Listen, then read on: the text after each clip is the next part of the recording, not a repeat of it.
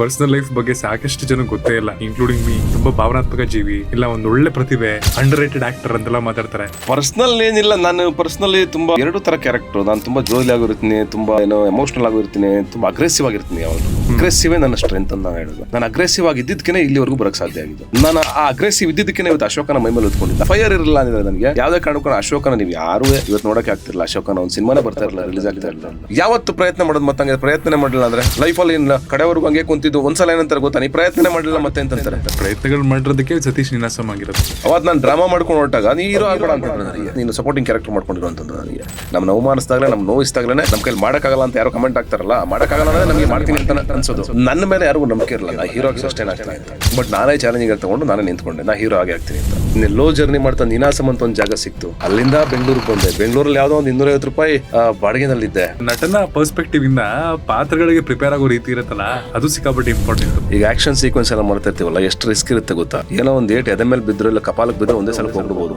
Artist ಗಳು ಏನ್ ತ್ಯಾಗ ಮಾಡ್ತಾರೆ ಅಂತ ಕೇಳ್ತಾರಲ್ಲ, ಆ ಮಳೆನಲ್ಲಿ ಇಷ್ಟುದ್ದ ನೀರಲ್ಲಿ ಆ ಶಾರ್ಟ್ ಗಳಿದೆ ನೋಡಿ, ಇಷ್ಟುದ್ದ ನೀರಲ್ಲಿ ಹೋಗ್ಬೇಕು. ನಾನು ಅಷ್ಟುದ್ದ ನೀರಲ್ಲಿ ಹೋದೆ, ಬ್ಯಾಂಡೇಜ್ ಹಾಕಿದಾರೆ ಇಲ್ಲಿ ಒಳಗಡೆ, ಇಷ್ಟುದ್ದ ಓಪನ್ ಆಗಿದೆ, ಈ ಕಡೆ ಬ್ಯಾಂಡೇಜ್ ಹಾಕಿದೆ, ಅದ್ರೊಳಗಡೆ ಹೋದೆ ನಾನು ನೀರೊಳಗಡೆ ಹೋಗಿ ಆಕ್ಟ್ ಮಾಡಿದೆ. ಅಂಡ್ ನೀವು ಕೆರಿಯರ್ ಸ್ಟಾರ್ಟ್ ಮಾಡಿದಾಗಿಂದ ಇವತ್ತಿನವರೆಗೂ ಸೋಷಿಯಲ್ ಮೀಡಿಯಾ ಫೋರಮ್ ಎಲ್ಲ ಸಿಕ್ಕಾಪಟ್ಟೆ ಬೆಳೆದ್ಬಿಟ್ಟಿದೆ. ಸಿನಿಮಾ ಬರ್ತಿದೆ, ಇಲ್ಲ ಈ ಸಿನಿಮಾ ಅನ್ನೋ ವಿಷಯ ತಲುಪಿಸೋದು ಭಾರಿ ಕಷ್ಟ.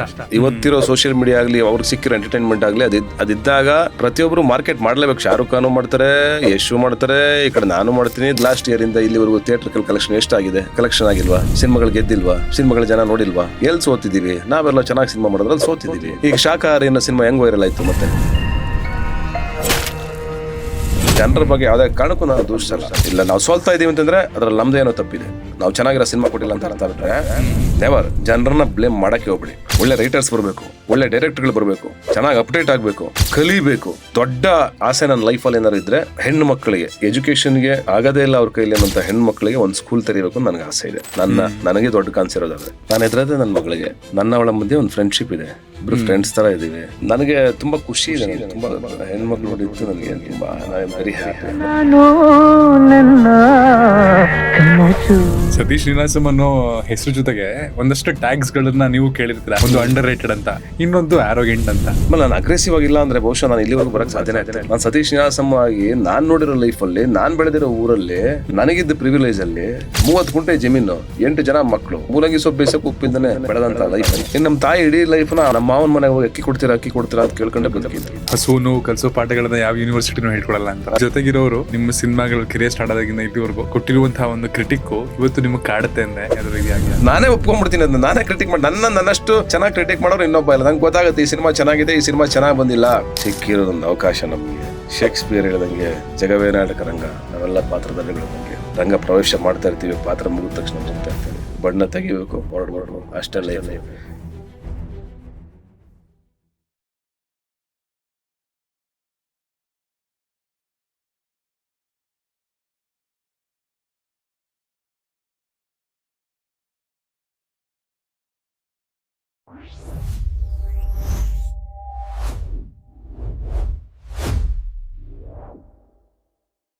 ಪರ್ಸನಲ್ ಲೈಫ್ ಬಗ್ಗೆ ಸಾಕಷ್ಟು ಜನ ಗೊತ್ತೇ ಇಲ್ಲ, ಇನ್ಕ್ಲೂಡಿಂಗ್ ಮೀ. ಎಲ್ಲ ಕಡೆನೂ ನಿಮ್ಮ ಒಂದು ಹಾಸ್ಯದ ಒಂದು ಚಟಾಕಿ, ಇಲ್ಲ ತುಂಬ ಭಾವನಾತ್ಮಕ ಜೀವಿ, ಇಲ್ಲ ಒಂದು ಒಳ್ಳೆ ಪ್ರತಿಭೆ, ಅಂಡರ್ ರೇಟೆಡ್ ಆಕ್ಟರ್ ಅಂತೆಲ್ಲ ಮಾತಾಡ್ತಾರೆ. Personal side of Satish Ninasam. Personal ಏನಿಲ್ಲ, ನಾನು ಪರ್ಸನಲಿ ತುಂಬಾ ಎರಡು ತರ ಕ್ಯಾರೆಕ್ಟರ್. ನಾನು ತುಂಬಾ ಜೋಲಿ ಆಗಿರ್ತೀನಿ, ತುಂಬಾ ಎಮೋಷನಲ್ ಆಗಿರ್ತೀನಿ, ತುಂಬಾ ಸೀರಿಯಸ್ ಆಗಿರ್ತೀನಿ, ತುಂಬ ಅಗ್ರೆಸಿವ್ ಆಗಿರ್ತೀನಿ. ಯಾವಾಗಲೂ ಅಗ್ರೆಸಿವೇ ನನ್ನ ಸ್ಟ್ರೆಂತ್ ಅಂತ ನಾನು ಹೇಳೋದು. ಅಗ್ರೆಸಿವ್, ಆ ಕೋಪ ನನಗೆ ಸ್ಟ್ರೆಂತ್ ನನಗೆ. ಯಾಕೆಂದ್ರೆ ನಾನು ಅಗ್ರೆಸಿವ್ ಆಗಿದ್ದಕ್ಕೆ ಇಲ್ಲಿವರೆಗೂ ಬರಕ್ಕೆ ಸಾಧ್ಯ ಆಗಿದ್ದು. ಈ ಜರ್ನಿ ಇಲ್ಲಿವರೆಗೂ ತಗೊಂಬರಕಾಯ್ತು.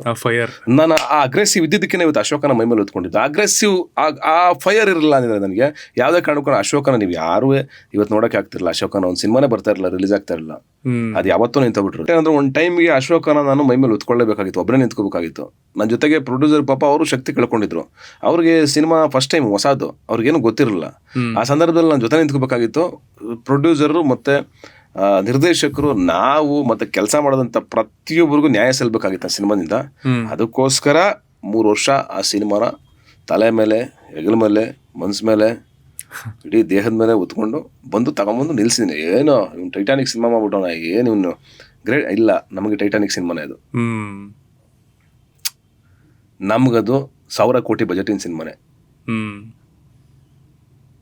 ಅದಕ್ಕೆ ನಾನು ಆಗಲೇ ಹೇಳಿದೆ, ದುಡ್ಡಲ್ಲಿ ಎಲ್ಲ ನಳಿಯೋಕ್ಕಾಗಲ್ಲ ಅಂತ. ಅದು ನಮಗೆ ಟೈಟಾನಿಕ್ಕೆ, ಅಥವಾ ಅದು ನಮಗೆ ಒಂದು ನೀವೇನು ಕರೀತಿರಲ್ಲ 1000 ಕೋಟಿ ಬಜೆಟ್ ಸಿನಿಮಾ, ಅದು ನಮಗೆ 1000 ಕೋಟಿ ಬಜೆಟ್ ಸಿನಿಮಾನೇ. ನನಗೆ ಇಷ್ಟ ಇರೋದು ಚಾಲೆಂಜು, ಸಿನಿಮಾನ ತಗೊಂಡೋಗಿ ಥಿಯೇಟ್ರಿಗೆ ಬಿಡುಗಡೆ ಮಾಡೋ ಚಾಲೆಂಜ್ ಇರೋದು ನನಗೆ. ಅದನ್ನು ಮಾಡ್ತೀನ, ದಟ್ ಈಸ್ ಸಕ್ಸಸ್. ಅದರ ಮೇಲ್ಗಡೆ ಜನ ಕೊಡ್ತಾರಲ್ಲ ಮಾರ್ಕ್ಸು, ಅದು ಜನರಿಗೆ ಸೇರಿದ್ದು.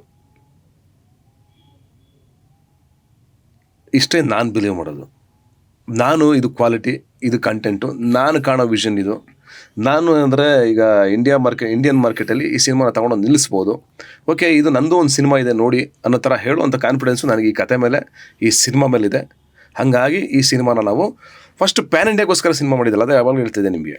ಕತೆ ಹಂಗಿತ್ತು, ಸಿನಿಮಾ ಹಂಗಿತ್ತು. ಅದು ಬರ್ತಾ ಏನಾಯ್ತು, ಎಲ್ಲರೂ ನನಗೆ 17 ಲಕ್ಷ ಮಾಡಿ, ಇದು ಎಲ್ಲ ಲ್ಯಾಂಗ್ವೇಜ್ಗೂ ಸೂಟ್ ಆಗುತ್ತಲ್ಲ, ಇದು ತಮಿಳಿಗೆ ಸೂಟ್ ಆಗುತ್ತೆ, ತೆಲುಗು ಸೂಟ್ ಆಗುತ್ತೆ, ರಿಲೀಸ್ ಮಾಡಿ ಅಂತ. ಆ್ಯಕ್ಚುಲಿ ಎಲ್ಲರೂ ಅನ್ಕೊಂಡಿರೋದೇನು ಗೊತ್ತಾ, ತಮಿಳು ತೆಲುಗುನಲ್ಲಿ ರಿಲೀಸ್ ಮಾಡಿದ ತಕ್ಷಣ ಇನ್ನೂ 106 ಕೋಟಿ ಬೇಕು ಅಂತ. ಹಂಗೆಲ್ಲ ಏನಿಲ್ಲ. ಇಲ್ಲೇ ಹಂಗೆ ರಿಲೀಸ್ ಮಾಡ್ತೀವಿ, ಅಲ್ಲೂ ಹಂಗೆ ರಿಲೀಸ್ ಮಾಡ್ತೀವಿ ಅಷ್ಟೇ. ಬಟ್ ಅಲ್ಲಿ ರಿಲೀಸಿಂಗಿಗೆ ಇಲ್ಲಿಗಿಂತ ಒಂದು 2 4 ದುಡ್ಬೇಕು ಅಂತ ನಿಜ ಏನು ಇಲ್ಲ. ನೀವು ಯಾಕೆ ನಾನು ಹೇಳ್ತಿರೋ ತೆಲುಗು ತಮಿಳಲ್ಲಿ ಒಂದೇ ಸಲ 1000 ಥಿಯೇಟರ್ ಯಾಕೆ ರಿಲೀಸ್ ಮಾಡಬೇಕು ನಾನು ಹೇಳ್ತಿರೋ ಸಿನಿಮಾನ, ಅಥವಾ 500-250 ಥಿಯೇಟರ್ ಯಾಕೆ ರಿಲೀಸ್ ಮಾಡ್ಬಿಡ್ಬೇಕು? ಒಂದು 10 ಥಿಯೇಟರ್ ರಿಲೀಸ್ ಮಾಡೋಣ ಬಿಡಿ. ಈಗ ಲೂಸಿ ಆವತ್ತು ಮಾಡಿದಾಗ 4 ಶೋ ಮಾಡಿದ್ವಿ, ಎಲ್ಲ ಫುಲ್ ಆಯಿತು, 1 ವಾರ 2 ವಾರ ಓಡ್ತು. ನಾನು ಹೇಳ್ತಾ ಇರೋದು, ಈಗ ನಾವು ಫಸ್ಟ್ ಸ್ಟೆಪ್ ಏನು ಮಾಡ್ತೀವಿ ಗೊತ್ತಾ, ನಾನು ಅನ್ಕೋತಾರೆ ಸಿಂಗಲ್ ಸ್ಕ್ರೀನಲ್ಲಿ ಒಂದು 50 ಸ್ಕ್ರೀನ್ ರಿಲೀಸ್ ಮಾಡ್ತೀವಿ ಫಸ್ಟು. ಓಕೆ, ಮಲ್ಟಿಪ್ಲೆಕ್ಸಲ್ಲಿ ರಿಲೀಸ್ ಮಾಡ್ತೀವಿ, ಎಲ್ಲ ಸೇರಿ ಒಂದು 100 ಸ್ಕ್ರೀನ್ ಅನ್ಕೊಳ್ಳಿ. ಆಂಧ್ರ ಒಂದು 100, Tamil Nadu 100 screen.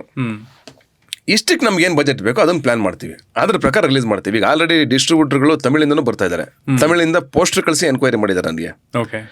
Okay, song ತಮಿಳಲ್ಲಿ super hit ಆಗಿದೆ, ಮತ್ತು ತೆಲುಗುನಲ್ಲೂ ಚೆನ್ನಾಗಿದೆ ರೆಸ್ಪಾನ್ಸ್ ನಮಗೆ.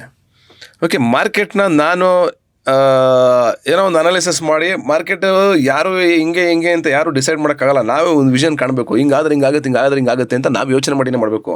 ಪ್ರತಿಯೊಂದು ಹುಟ್ಟೋದು ಹಂಗೆ ಯೋಚನೆ ಮಾಡ್ತಾ ಇದ್ದೀನಿ. ಹಂಗೆ ಯೋಚನೆ ಮಾಡಿ ಟ್ರೈ ಮಾಡೋಣ. ಇನ್ನು ನಾವು ಆ ಥರ ದೊಡ್ಡ ದುಡ್ಡೇನು ಹಾಕ್ಬಿಟ್ಟು ಕಳ್ಕೊಬೇಕಾದ ಅವಶ್ಯಕತೆ ಇಲ್ಲ. ಟ್ರೈ ಮಾಡೋಕ್ಕೇನೋ ಒಂದು ಪ್ರಯತ್ನ ಯಾವತ್ತು ಪ್ರಯತ್ನ ಮಾಡೋದು, ಮತ್ತೆ ಹಂಗೆ ಪ್ರಯತ್ನನೇ ಮಾಡಲಿಲ್ಲ ಅಂದರೆ ಲೈಫಲ್ಲಿ ಕಡೆವರೆಗೂ ಹಂಗೆ ಕುಂತಿದ್ದು. ಒಂದ್ಸಲ ಏನಂತಾರೆ ಗೊತ್ತಾ, ನೀ ಪ್ರಯತ್ನನೇ ಮಾಡಲಿಲ್ಲ ಮತ್ತೆ ಅಂತಂತಾರೆ, ಮಾಡಲಿಲ್ಲ ಅಂದರೆ. ಪ್ರಯತ್ನಗಳು ಮಾಡಿರೋದಕ್ಕೆ ಸತೀಶ್ ನೀನಾಸಂ ಆಗಿರೋದು. ಅವತ್ತು ನಾನು ಡ್ರಾಮಾ ಮಾಡ್ಕೊಂಡು ಹೊರಟಾಗ ನೀ ಹೀರೋ ಆಗ್ಬೇಡ ಅಂತಂದ್ರೆ ನನಗೆ. ಅಂದ್ರು ಹೀರೋ ಆಗಕ್ಕೆ ಹೋಗ್ಬೇಡ, ನೀನು ಸಪೋರ್ಟಿಂಗ್ ಕ್ಯಾರೆಕ್ಟರ್ ಮಾಡ್ಕೊಂಡಿರೋ ಅಂತಂದ್ರೆ ನನಗೆ. ನಾನು ಅವತ್ತು ನಿಮ್ಮನ್ನು ನಂಬುದ್ರಾ ನಾನು ಹೀರೋ ಆಗಬೇಕು ಅಂತಂದಾಗ? ನಂಬುದವ್ರು ಜಾಸ್ತಿನಾ ಬೇಡ ಅಂದ್ರು ಜಾಸ್ತಿನಾ? ನಕ್ಕವರೇ ಜಾಸ್ತಿ.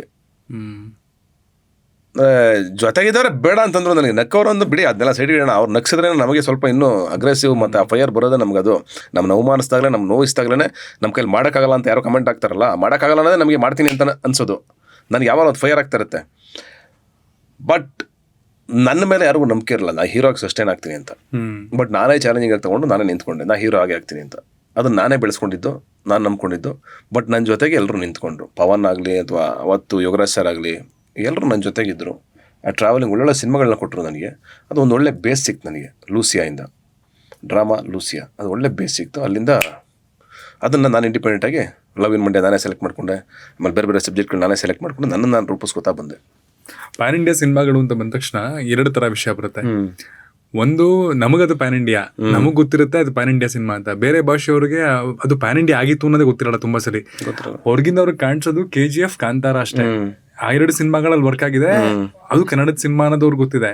ಅದ್ ಬಿಟ್ರೆ ಬೇರೆ ಸಿನಿಮಾಗಳು ಬಂತು, ಅಲ್ಲಿ ರಿಲೀಸ್ ಆಯ್ತು ಅನ್ನೋ ವಿಷಯಗಳು ತುಂಬಾ ಗೊತ್ತೇ ಇರಲ್ಲ. ಇದೊಂದು ವಿಷಯ. ಆದ್ರೆ 2ನೇ ವಿಷಯ, ಕನ್ನಡದಲ್ಲಿ ರಿಲೀಸ್ ಆಗುತ್ತೆ ಸಿನಿಮಾ, ಪ್ಯಾನ್ ಇಂಡಿಯಾ ಸಿನಿಮಾ ಅಂತ ಅನ್ಕೊಂಡಿರ್ತಾರೆ, ಇಲ್ಲ ತೆಲುಗು ರಿಲೀಸ್ ಮಾಡ್ತೀವಿ ಅನ್ಕೊಂಡಿರ್ತಾರೆ. ಅವತ್ತಿನ ದಿನ ಅಲ್ಲಿ ರಿಲೀಸ್ ಆಗಲ್ಲ, 2 ವಾರ ಬಿಟ್ಕೊಂಡು ಮಾಡೋಣ ಅಂತಾರೆ. 2 ವಾರ ಆದ್ಮೇಲೆ ಬರೋದೇ ಇಲ್ಲ, ಯಾಕಂದ್ರೆ ಇಲ್ಲೇ ಅದು ವರ್ಕ್ ಆಗಿರಲ್ಲ. ಸುಮಾರು ಸಲ ಇದೇ ಆಗುತ್ತೆ. ಪ್ಯಾನ್ ಇಂಡಿಯಾ ಅನ್ನೋ ವೇವ್ ಅವಾಗ ಸ್ಟಾರ್ಟ್ ಆಗಿದ್ರು 2 ಸಿನಿಮಾ ಮಾತ್ರ ಪ್ರಸಿದ್ಧಿಯನ್ನು ಪಡ್ಕೊಂಡಿದೆ. ಇನ್ನೆಲ್ಲವೂ ಅದ್ರ ಸುತ್ತ ಒಂದು ಅಟೆನ್ಷನ್ ಅನ್ನ ಸೀಕ್ ಮಾಡ್ತಾನೆ ಅಂತ ತುಂಬಾ ಸಲ ಅನ್ಸ್ಬಿಡುತ್ತೆ ಒಬ್ಬ ಲೇ ಮ್ಯಾನ್ ಆಗಿ. ಅಲ್ಲ, ಹಂಗೆ ಮಾಡೋದಾಗಿದ್ರೆ ನಾನು ಆ್ಯಕ್ಚುಲಿ ಈಗ ಮಾದೇವ ಸಾಂಗ್ನ ನೀವು ಅಬ್ಸರ್ವ್ ಮಾಡಿದ್ರೆ ಅಲ್ಲಿ ಸೋಷಿಯಲ್ ಮೀಡಿಯಾ ಆಗ್ಬೋದು, ಇಲ್ಲ ಅಲ್ಲಿ ಮತ್ತು ತಮಿಳು ಸೋಷಿಯಲ್ ಮೀಡಿಯಾ ಆಗ್ಬೋದು. ಆಮೇಲೆ ಪೋಸ್ಟ್ರು ಹೊಡೆದಾಗಲೇ ನಾವು ಅದಕ್ಕೇ ಬರೀ ಕರ್ನಾಟಕದಲ್ಲಿ ಪೋಸ್ಟ್ ಹೊಡಿದಿಲ್ಲ, ನಾವು ರೋಡ್ ಪೋಸ್ಟ್ರನ್ನ ಆಂಧ್ರದಲ್ಲಿ ಹೊಡೆದ್ವಿ. ರೋಡ್ ಪೋಸ್ಟ್ನ ಫಸ್ಟ್ ಪೋಸ್ಟರ್ ಬಿಟ್ಟಾಗಲೇ ಆಂಧ್ರದಲ್ಲಿ ಹೊಡೆದ್ವಿ. ಅದಾದಮೇಲೆ ಸಾಂಗ್ನ ಈಗ ನಾವು 3 ಕಡೆ ಪ್ರಮೋಟ್ ಮಾಡ್ತಾ ಇದ್ದೀವಿ, 3 ಕಡೆ ರಿಲೀಸ್ ಮಾಡ್ತಾ ಇದ್ದೀವಿ. ಈಗ ಯಾಕೋ ಹಂಗೆ ರಿಲೀಸ್ ಮಾಡಿದ್ದೀವಿ. ಈಗ ನಾವು ಪ್ರೀ ಇವೆಂಟ್ ರಿಲೀಸು ಚೆನ್ನೈ ಮತ್ತು ಹೈದರಾಬಾದಲ್ಲೂ ಮಾಡ್ತಾ ಇದ್ದೀವಿ. ಓಕೆ, ಎಲ್ಲ ಕಡೆ ಮಾಡ್ತಾ ಇದ್ದೀವಿ. ಹಾಗೆ ಬಳಸ್ಕೊಳ್ಳೋ ಉದ್ದೇಶ ಇಲ್ಲ. ಇಲ್ಲಿ ನಾನು ಪರ್ಸ್ನಲ್ ಆಗಿ ತೊಗೊಂಡಿರೋದು ಇದನ್ನ, ನಾನು ನನ್ನ ಸಿನಿಮಾನ ಅಲ್ಲಿಗೆ ತೋರಿಸ್ಬೇಕು ಅಂತ ಆ ಉದ್ದೇಶದಿಂದನೇ ಮಾಡ್ತಾ ಇರೋದು. ಓಕೆ, ಅದು ವರ್ಕ್ ಆಗುತ್ತಾ ಬಿಡುತ್ತಾ ಅಂತ ನನ್ನ ಕೇಳಿದ್ರೆ ಅದು ನಾನು ಹೇಳೋಕ್ಕಾಗಲ್ಲ, ನೀವು ಹೇಳೋಕ್ಕಾಗಲ್ಲ. ನನ್ನ ಪ್ರಯತ್ನ ಅಂತೂ ನಾನು ಮಾಡ್ತೀನಿ. ನಾನು ತೊಗೊಂಡೋಗಿ ಅಲ್ಲಿಗೆ ರಿಲೀಸ್ ಮಾಡೇ ಮಾಡ್ತೀನಿ ಸಿನಿಮಾನ. ಇದು ಚಾಲೆಂಜ್ ಆಗಿ ತೊಗೊಂಡಿದ್ದೀನಿ, ನಾನು 100% ಮಾಡೇ ಮಾಡ್ತೀನಿ. ಅಲ್ಲಿ ನಾನು ಮೆಚ್ತಾರೆ ಅಂತ ನಂಗೆ ನಂಬಿಕೆ ಇದೆ. 100% ಇಷ್ಟಪಡ್ತಾರೆ ನಂಬಿಕೆ ಇದೆ. ಈಗ ಸಾಂಗ್ಗಳು ಇಟ್ಟಾಯ್ತಲ್ಲ ನನಗೆ ಅಲ್ಲಿ. ಇವತ್ತು ಡಿಸ್ಟ್ರಿಬ್ಯೂಟರ್ ಬಂದಿದ್ದಾರೆ. ಇನ್ನೊಂದು ವಿಷಯ ಹೇಳ ನಿಮಗೆ ಪರ್ಸ್ನಲ್ಲೇ ಓಪನ್ ಆಗಿ ಹೇಳ್ತೀನಿ. ನಾನು ಮುಚ್ಚುಮರೆ ತೊಗೊಂಡೇನು ಬಿಲ್ಡಪ್ ತಗೊಳ್ಳೋ ಅವಶ್ಯಕತೆ ಏನಿಲ್ಲ. ನಂದು ಪಗೆವನು ಕೊರಳುವ ಅಂತ ಒಂದು ಸಿನಿಮಾದಲ್ಲಿ ಆ್ಯಕ್ಟ್ ಮಾಡಿದ್ದೀನಿ ನಾನು, ಶಶಿಕುಮಾರ್ ಅವ್ರ ಜೊತೆ. ಕಂಪ್ಲೀಟ್ ಆಗಿದೆ ಸಿನಿಮಾ. ನಾನು ಅವರು ಇಬ್ಬರು ಹೀರೋ. ಆ ಸಿನಿಮಾ ಇನ್ನೂ ರಿಲೀಸ್ ಆಗಿಲ್ಲ, ಮೇನಲ್ಲಿ ರಿಲೀಸ್ ಆಗ್ತಾ ಇದೆ. ಆ ಸಿನಿಮಾ ನೋಡಿ ನನಗೆ 2 ಆಫರ್ ಬಂತು ಹೀರೋ ಆಗಿ. ಒಂದು ಬಿಡಿ, ಅದು ಕಾರಣಾಂತರಗಳಿಂದ ಆ ಕತೆ ನನಗೆ ಅಷ್ಟೊಂದು ಇಷ್ಟ ಆಗಲ್ಲ. 2ನೇ ಆಫರು ತಮಿಳಲ್ಲಿ ಒಬ್ಬ ದೊಡ್ಡ ಹೀರೋಗೆ ಮಾಡಬೇಕಾಗಿದ್ದ ಸಿನಿಮಾ. ಅದು ಹೆಸರು ಹೇಳೋದು ಬೇಡ, ನಾವು ಅವರಿಂದ ಪಬ್ಲಿಸಿಟಿ ತಗೊಂಡ್ಬಂತಾಗುತ್ತೆ. ಅವರು ಪಗೆವನುಕ್ಕು ಅರಳುವಾಯಿ ನೋಡಿ ಮತ್ತೆ ಮಾದೇವ ಸಾಂಗ್ನ ನೋಡಿ ಈ ವಿಲೇಜ್ ಕ್ಯಾರೆಕ್ಟರ್ಗೆ ಅವ್ರು ಸೂಟ್ ಆಗ್ತಾರೆ ಅಂತೇಳಿ ಒಂದು ದೊಡ್ಡ ಬಜೆಟ್ ಸಿನಿಮಾ, ದೊಡ್ಡ ಪ್ರೊಡ್ಯೂಸರು. ನಾನು ಇಷ್ಟರಲ್ಲೇ ರಿವೀಲ್ ಮಾಡ್ತೀನಿ ಯಾವುದು ಅಂತ, ಪೋಸ್ಟರ್ ಸಮೇತ ರಿವೀಲ್ ಮಾಡ್ತೀನಿ. ಬಂದು ಕತೆ ಹೇಳಿದ್ರು, ನಾನು ಸೈನ್ ಮಾಡಿದೆ. ಸೈನ್ ಆಗಿದೆ, ಒಪ್ಕೊಂಡಿದ್ದೀನಿ. ಆ ಪ್ರೊಡ್ಯೂಸರು ಮತ್ತು ಡೈರೆಕ್ಟ್ರು ಮತ್ತು ಅವ್ರ ತಂಡ ನಾನೇ ಬೇಕು ಅಂತ ಅವ್ರ ಮುಲಾಜೆ ನೋಡ್ದೇ ಆ ಸಿನಿಮಾ ನೋಡಿ ಮತ್ತು ಮಾದೇವ ಸಾಂಗ್ ನೋಡಿ ನನ್ನ ಕರ್ಕೊಂಡು ಹೋಗ್ತಾ ಇದ್ದಾರೆ ತಮಿಳಲ್ಲಿ ಒಂದು ದೊಡ್ಡ ಬಜೆಟ್ ಸಿನಿಮಾಗೆ. ಅದು ತಮಿಳು ಮತ್ತು ಕನ್ನಡದಲ್ಲಿ ಬರ್ತಾಯಿದೆ. ನಾನು ಹೇಳ್ತಿರೋದು, ನಾನು ಏನು ಅಂದ್ಕೊಂಡು ಟಾರ್ಗೆಟ್ನ ನಾನು ರೀಚ್ ಮಾಡೋದ್ನೋ, ನನ್ನ ಸಿನಿಮಾಗಳಲ್ಲಿ ಹೋಗ್ಬೇಕು ಅಂತ ಅದು ತಟ್ಟಿರೋದು ತಾನೇ ಅವ್ರು ನನಗೆ ಸಿನಿಮಾ ಮಾಡಕ್ಕೆ ಬರ್ತಿರೋದು. ಅಂದರೆ ಮಾದೇವ ಸಾಂಗ್ ಅಲ್ಲಿ ಪವರ್ಫುಲ್ಲಾಗಿ ಹೊಡೆದಿರೋದು ತಾನೇ ಬರ್ತಾರೆ ಸಿನಿಮಾ ನನಗೆ. ಅಲ್ಲಿಂದ ಡಿಸ್ಟ್ರಿಬ್ಯೂಟರ್ ಕಾಲ್ ಮಾಡಿದ್ದು ಯಾಕೆ ನನಗೆ ಸಿನಿಮಾ ಬೇಕು ಅಂತ. ವಿಷನೇ ಕಾಣ್ದೆ ಹೋಗಿದ್ರೆ, ಪ್ರಯತ್ನನೇ ಪಡೆದು ಹೋಗಿದ್ರೆ, ಇವತ್ತು 2ನೇ ಸಿನಿಮಾ ತಮಿಳಲ್ಲಿ ನಂದು. 2026 2 ಸಿನಿಮಾ ರಿಲೀಸ್ ಆಗುತ್ತೆ. ನನ್ನ ತಮಿಳು ಸಿನಿಮಾ ಮೂಲ ತಮಿಳೇನೆ, ಮೂಲ ತಮಿಳು 2 ಸಿನಿಮಾ ರಿಲೀಸ್ ಆಗುತ್ತೆ ತಮಿಳು ಮತ್ತು ಕನ್ನಡದಲ್ಲಿ. ಕಾಣಿಸೇ ಕಾಣಲಿಲ್ಲ ಅಂತಂದರೆ ಆಗೋದಲ್ಲ ಅಂತ ಕೂತ್ಕೊಂಡ್ಬಿಟ್ರೆ, ಆಗಲ್ಲ ಅಂತಂದರೆ ಕಾಸಿನ ಪೊರ್ಕೆನೋ ಆ ಕಡೆಯಿಂದ ಈ ಕಡೆ ಎತ್ತಿಡೋಕ್ಕಾಗಲ್ಲ. ಆಗತ್ತೆ ಅಂತ ಅಂದ್ಕೊಂಡ್ರೆ ನೀವು ಎಂತೆಂಥ ಬೆಟ್ಟನೇ ಕಡ್ದು ತಗೊಂಡೋಗಿ ಗೊಮಟೇಶ್ವರನಲ್ಲಿ ನಿಲ್ಸಿಲ್ವಾ? ಯಾವ ಟೆಕ್ನಾಲಜಿನೂ ಇಲ್ದಾನೆ. ಈಗ ಅಷ್ಟು ಜನ ಹೀರೋಗಳು ತಮಿಳಲ್ಲಿ, ಅಷ್ಟು ಜನ ತೆಲುಗುನಲ್ಲಿ ಅವರೇ. ಅದೇ ನನ್ನ ಪ್ರಶ್ನೆ ಆಗಿತ್ತು, ಅವ್ರ ಮಧ್ಯೆ ಸಸ್ಟೈನ್ ಆಗಿ ಮತ್ತೆ ಆ ಇನ್ಸೆಕ್ಯೂರಿಟಿ ಇದೆಯಾ? ಇಂಡಿಯಾ ಜನಸಂಖ್ಯೆ ಎಷ್ಟು? ಊಟ ಮಗು ಯೋಚನೆ ಮಾಡುತ್ತಾ? 160 ಕೋಟಿ ಜನ ಅವರೇ, 350 ಕೋಟಿ ಜನ ಅವರೇ. ನಾವು ಊಟ್ಬಿಟ್ಟು ಏನು ಮಾಡ್ಲಪ್ಪ ಅಂತ. ಊಟದ ಮೇಲೆ ಸಸ್ಟೈನ್ ಆಗಲೇಬೇಕು. ನೀವು ಹಂಗೆ ಮುಂದಕ್ಕೆ ಹೋಗ್ತೀರಾ? ನಾನು ಕನ್ಸ್ಕೊಂಡಿದ್ನ ಫಾತ್ ಫಾಜಿಲ್ ಆಗಲಿ, ಇಲ್ಲ ಇರ್ಫಾನ್ ಖಾನ್ ಆಗಲಿ, ಅಥವಾ AR ಮುರುಗದಾಸ್ ಆಗಲಿ, ಅಥವಾ ಸಮಂತ ಆಗಲಿ, ನಾಗ ಚೈತನ್ಯ ಆಗಲಿ, ಎಲ್ಲರೂ ಲೂಸಿಯ ಬಗ್ಗೆ ಮಾತಾಡ್ಬಿಡ್ತಾರೆ. ಲೂಸಿಯ ಥರ ಒಂದು ಸಿನಿಮಾ ಮಾಡ್ಬಿಡ್ತೀವಿ ನಾವು. ವಿವೇಕ್ ಒಬ್ಬರೇ ಬಂದು ಇಲ್ಲಿ ನೋಡ್ಕೊಂಡು ಹೋಗ್ತಾರೆ. ಎಷ್ಟೆಲ್ಲ ದೊಡ್ಡ ಇದಾಗ್ಬಿಡುತ್ತೆ, ಏನೋ ನ್ಯೂಸ್ ಆಗುತ್ತೆ, ಈ ಸಿನಿಮಾ ಸೆನ್ಸೇಷನ್ ಆಗುತ್ತೆ ಅಂತ ನಾನು ಕನ್ಸ್ಕೊಂಡಿದ್ನ. ಮಾಡ್ಬೇಕಾದ್ರೆ ಪವನ್ ಅವ್ರಿಗೆ ಗೊತ್ತಿತ್ತಾ? ಯಾರೂ ಗೊತ್ತಿರಲ್ಲ. ಇಲ್ಲಿಂದ ಪಡ್ಕೊಂಡು ಹೋಗೋದು ಏನೂ ಇಲ್ಲ, ಕಳ್ಕೊಂಡು ಹೋಗೋದು ಏನೂ ಇಲ್ಲ. ಹೋಗ್ತಾ ಎಲ್ಲರೂ ಜೀರೋದಲ್ಲೇ ಹೋಗ್ಬೇಕು. ನಮಗೇನು ಖುಷಿ ಆಗುತ್ತೋ, ನಾವು ಯಾವುದ್ರ ಬಗ್ಗೆ ಪ್ಯಾಷನೇಟ್ ಆಗಿದ್ದೀವೋ ಪ್ರಯತ್ನ ಮಾಡೋದಷ್ಟೇ. ಆ ಪ್ರಯತ್ನ ಮಾಡ್ಬೇಕು, ಅಷ್ಟಾಗಿ ಕೆಲಸ ಮಾಡ್ಬೇಕು. ಪ್ರಯತ್ನಗಳು ಮಾತ್ರ ಉಳಿಯುತ್ತೆ. ಅಷ್ಟೇ. ಅದೇನೋ ಟೀಕೆಗಳು ಸಾಯುತ್ತವೆ, ಕೆಲಸಗಳು ಉಳಿಯುತ್ತವೆ ಅಂತ ಒಂದು ಮಾತಿದೆಯಲ್ಲ. ಹೌದು. ತಮಿಳಲ್ಲಿ ನಿಮ್ಮ ಸಿನಿಮಾ ಇನ್ನೂ ರಿಲೀಸ್ ಆಗಿಲ್ಲ. 2021 ನಾನು ಅದ್ರ ಟೀಸರ್ ಕೂಡ ನೋಡಿದ್ದೆ. ಹೌದು. ಯಾಕೆ ಇಷ್ಟ ಡಿಲೇ? ಅದು ಫೈನಾನ್ಷಿಯಲ್ ಪ್ರೊಡ್ಯೂಸರ್ದು ಫೈನಾನ್ಷಿಯಲಿ ಏನೋ ಇದಾಗಿ, ಮತ್ತು ಅಲ್ಲ ಕತೆ ವಿಚಾರದಲ್ಲಿ ಕ್ರಿಯೇಟಿವ್ ಮತ್ತು ಆರ್ಟಿಸ್ಟ್ಗಳ ವಿಚಾರದಲ್ಲಿ ಏನೋ ಸ್ವಲ್ಪ ಡೇಟ್ಗಳು ಕ್ಲಾಶ್ ಆಗಿ ತಡ ಆಯ್ತದ್ದು. ಅದಾದಮೇಲೆ ರಪ್ ಅಂತ ಫುಲ್ ಕಂಪ್ಲೀಟ್ ಆಗಿದೆ ಸಿನಿಮಾ. ರಿರೆಕಾರ್ಡಿಂಗ್ ಆಗಿದೆ. ಜಿಬ್ರಾನ್ ಮ್ಯೂಸಿಕ್ ಮಾಡಿದ್ದಾರೆ, ಶಶಿಕುಮಾರ್ ಸರ್ ಆ್ಯಕ್ಟ್ ಮಾಡಿದ್ದಾರೆ, ಆಮೇಲೆ ತುಂಬ ಒಳ್ಳೊಳ್ಳೆ ತಮಿಳ್ ಆ್ಯಕ್ಟರ್ಗಳು ಆ್ಯಕ್ಟ್ ಮಾಡಿದ್ದಾರೆ. ಅದನ್ನು ಕನ್ನಡ ಜನ ನೋಡಬೇಕು ಅಂತ ನಂಗೆ ಭಾಳ ಆಸೆ. ಕನ್ನಡದಲ್ಲೂ ಬರುತ್ತೆ. ಶಿವಮೊಗ್ಗದಲ್ಲೇ ಶೂಟಿಂಗ್ ಮಾಡಿದ್ವಿ ನಾವು, ಜೈಲ್ ಪೋರ್ಷನ್ ಎಲ್ಲ ಕಂಪ್ಲೀಟು. ಇನ್ನು ಮಿಕ್ಕಿದ್ದೆಲ್ಲ ಚೆನ್ನಾಗಿ ಮಾಡಿದ್ವಿ. ಹೆಂಗೆ ಅಂದರೆ ಮೊದಲ ಕನ್ನಡ ಈಗ ಬರ್ತಿರೋದು ಓಕೆ, ಅಂದರೆ ಅದ್ರ ಪರ್ಫಾರ್ಮೆನ್ಸು ಅಥವಾ ಅದು ಅಶೋಕ ಅದು ಸಾಂಗ್ ಕೇಳಿ ಎಲ್ಲ ಬರ್ತಾ ಇದೆ. ಅದಕ್ಕಿಂತ ಮುಂಚೆ ಸತೀಶ್ ನೀನಾಸಮ್ಮನ ಒಬ್ಬ ಕಲಾವಿದನಿಗೆ ಇದಕ್ಕೆ ಆರಿಸ್ಕೋಬೇಕು ಅಂತ ಆಗಿದ್ದಾಗೆ. ಆ್ಯಕ್ಚುಲಿ ಅವರು ಲೂಸಿಯಾ ನೋಡಿ ಕರೆದಿದ್ದು ನನ್ನ, ಪಗೆವನು ಕರುಳುವಾಗೆ. ಅವರು ಮುಂಚೆ ಒಂದು ಸಿನಿಮಾ ಮಾಡಿದ್ರು, ತಿರುಮಾನು ಮೆನ್ನಿಕಾ ಅಂತ ಡೈರೆಕ್ಟ್ರು. ಅದಕ್ಕೆ ಒಳ್ಳೆ ಇದು ಪ್ರತಿಕ್ರಿಯೆ ಬಂದಿತ್ತು. ಇದಕ್ಕೆ ನನ್ನನ್ನು ಆ್ಯಕ್ಚುಲಿ ಪಗೆವನು ಕರುಳುವಾಗಿ ನಾನೇ ಹೀರೋ ಆಗಬೇಕಾಗಿತ್ತು. ನನ್ನ ಹೀರೋ ಕಾಸ್ಟ್ ಮಾಡಿದ್ದವರು. ಆಮೇಲೆ ಅದರಲ್ಲಿ 2 ಪಾತ್ರಗಳಿತ್ತು ತುಂಬ ಸ್ಟ್ರಾಂಗ್ ಆಗಿರೋದು. ಆಮೇಲೆ ನಾನು ಈ ಪಾತ್ರ ಮಾಡ್ತೀನಿ ಅಂತ ನಾನು ಚೂಸ್ ಮಾಡ್ಕೊಂಡೆ, ರವಿ ಅನ್ನೋ ಪಾತ್ರನ. ಆಮೇಲೆ ಶಶಿಕುಮಾರ್ ಸಾರು ಆ ಪಾತ್ರ ಮಾಡಿದ್ರು. ಅಂದರೆ ಅವರೇ ಇದಾಗಿ ಅದು ಇಬ್ಬರು ಈಕ್ವಲ್ ಆಗಿದೆ, ಇಬ್ರಿಗೂ ಪಾತ್ರ. ನನಗೂ ಹಾಡುಗಳಿದೆ. ಆಮೇಲೆ ಕ್ಲೈಮ್ಯಾಕ್ಸ್ ತುಂಬ ಚೆನ್ನಾಗಿದೆ, ತುಂಬ ಚೆನ್ನಾಗಿ. ಅಂದರೆ ನೀವು ಲೂಸಿ ಆದಮೇಲೆ ಅಥವಾ ಯಾವ್ದಾದ್ರು ನನ್ನ ಪರ್ಫಾರ್ಮೆನ್ಸ್ ಇರುವಂಥ ಸಿನಿಮಾಗಳು ನೋಡಿ, ಅದಕ್ಕಿಂತ ಈಗ ತುಂಬ ಚೆನ್ನಾಗಿರೋ ಪರ್ಫಾರ್ಮೆನ್ಸ್ ಯಾವುದಿದೆ ನಿಮ್ಮದು ಸಿನಿಮಾ ಅಂತ ಕೇಳಿದ್ರೆ ಅಶೋಕ ಮತ್ತು ಪಗೆವನು ಕರುಳಾಯ್. ಓಕೆ. ತಮಿಳ್ ಬರ್ತಿತ್ತಾಗ? ತಮಿಳ್ ಬರ್ತಿರಲಿಲ್ಲ. ನಾನು ಈ ನಾಟಕದಲ್ಲಿ ನಾವು ಮಾತುಗಳು ಕಲಿತೀವಲ್ವಾ, ಹಂಗೆ ಫುಲ್ ಸ್ಕ್ರಿಪ್ಟು, ಬೌಂಡೆಡ್ ಸ್ಕ್ರಿಪ್ಟ್ ತರಿಸ್ಕೊಂಡು ನಾನು ಕಂಪ್ಲೀಟು ಅದನ್ನು ಕನ್ನಡಕ್ಕೆ ಬರೆಸಿ ಅದನ್ನ ತಿಂಗಳಾನ್ಗಟ್ಲೆ ರಿಹರ್ಸಲ್ ಮಾಡಿ ನಾನು ನಾಟಕದ ಥರ ಡೈಲಿ ಡೈಲಾಗ್ಗಳು ಹೇಳ್ಕೊಳ್ಳೋದು. ರವಿ ಅಂತ ಒಬ್ಬ ಹುಡುಗ ಕನ್ನಡ ತಮಿಳು ಎರಡು ಬರ್ತಿದ್ದವನು. ಅದನ್ನ ನಾನು ತಿಂಗಳಾನ್ಗಟ್ಲೆ ಒಂದು 2 ತಿಂಗಳು ಹೆಚ್ಚು ಕಡಿಮೆ ಬರೀ ರಿಹರ್ಸಲ್ ಮಾಡ್ತಿದ್ವಿ. ಡೈಲಿ 2 hours ರಿಹರ್ಸಲ್ ಮಾತಿಂದು. ಹಂಗೆ ಮಾತಾಡಿ ಮಾತಾಡಿ ಮಾತಾಡಿ ಹೆಂಗಾಗಿತ್ತು ಅಂತಂದ್ರೆ ಬೇರೆಯವ್ರ ಮಾತುಗಳೆಲ್ಲ ನನಗೆ ಬರ್ತಿತ್ತು. ಇಡೀ ಸ್ಕ್ರಿಪ್ಟ್ ನನ್ನ ಬಾಯಲ್ಲಿತ್ತು. ಪಗೇನು ಕುರುಳಾಯ್ ಕಂಪ್ಲೀಟ್ ಸ್ಕ್ರಿಪ್ಟ್ ನನ್ನ ಬಾಯಲ್ಲಿತ್ತು.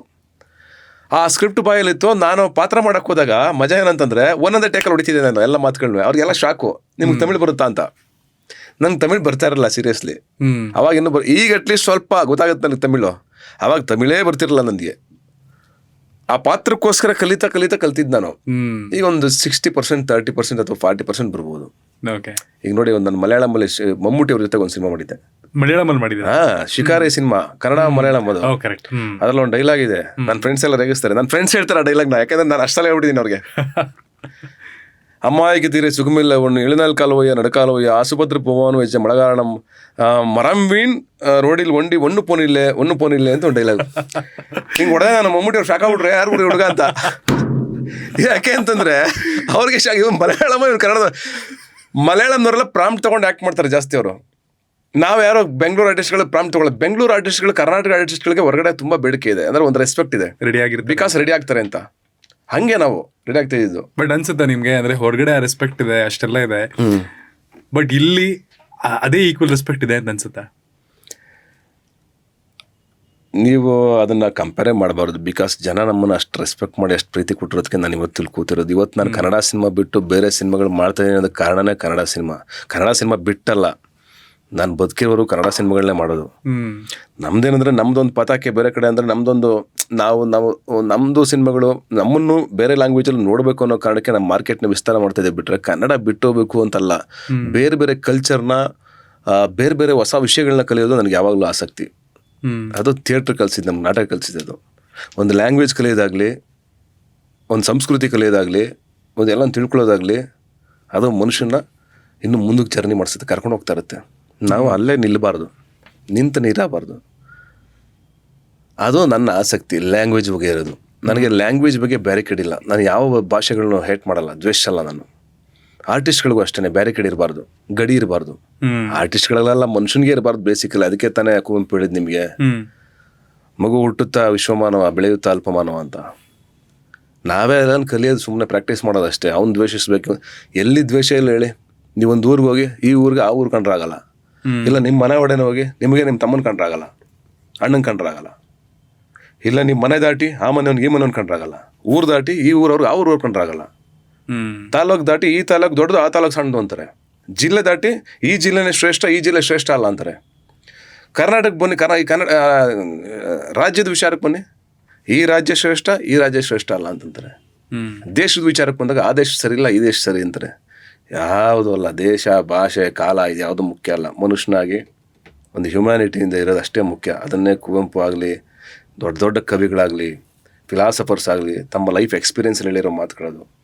ನನಗೂ ಕಲಿತಾ ಹಂಗೆ ಅನಿಸಿರೋದು. ನಾನು ಜರ್ನಿ ಮಾಡ್ತಾನೆ ಹಂಗೆ ಅನಿಸಿದ್ದು. ಯಾರೋ ಊಟ ಹಾಕಿದ್ರು, ಯಾವುದೋ ಮನೇಲಿ ಊಟ ಮಾಡಿದೆ, ಎಲ್ಲೋ ಹೋದೆ ನೀರು ಕುಡಿದೆ, ಯಾವುದೋ ಜರ್ನಿ ಮಾಡ್ತಾ ಯಾವುದೋ ಪಡ್ಸಾಲ ಮೇಲೆ ಮಲ್ಕೊಂಡೆ, ಇನ್ನೆಲ್ಲೋ ಜರ್ನಿ ಮಾಡ್ತಾ ನೀನಾಸಮ್ ಅಂತ ಒಂದು ಜಾಗ ಸಿಕ್ತು. ಅಲ್ಲಿಂದ ಬೆಂಗಳೂರಿಗೆ ಬಂದೆ. ಬೆಂಗಳೂರಲ್ಲಿ ಯಾವುದೋ ಒಂದು 250 ರೂಪಾಯಿ ಬಾಡಿಗೆನಲ್ಲಿದ್ದೆ. ಅಲ್ಲಿಂದ ಇನ್ನೊಂದು ಮನೆಗೆ ಹೋದೆ, ಇನ್ನೊಂದು ಕಡೆ ಬಂದೆ. ಅಲ್ಲಿ ಯಾರಿದ್ರು? ಊಟ ಹಾಕ್ತವ್ರು ಯಾರು?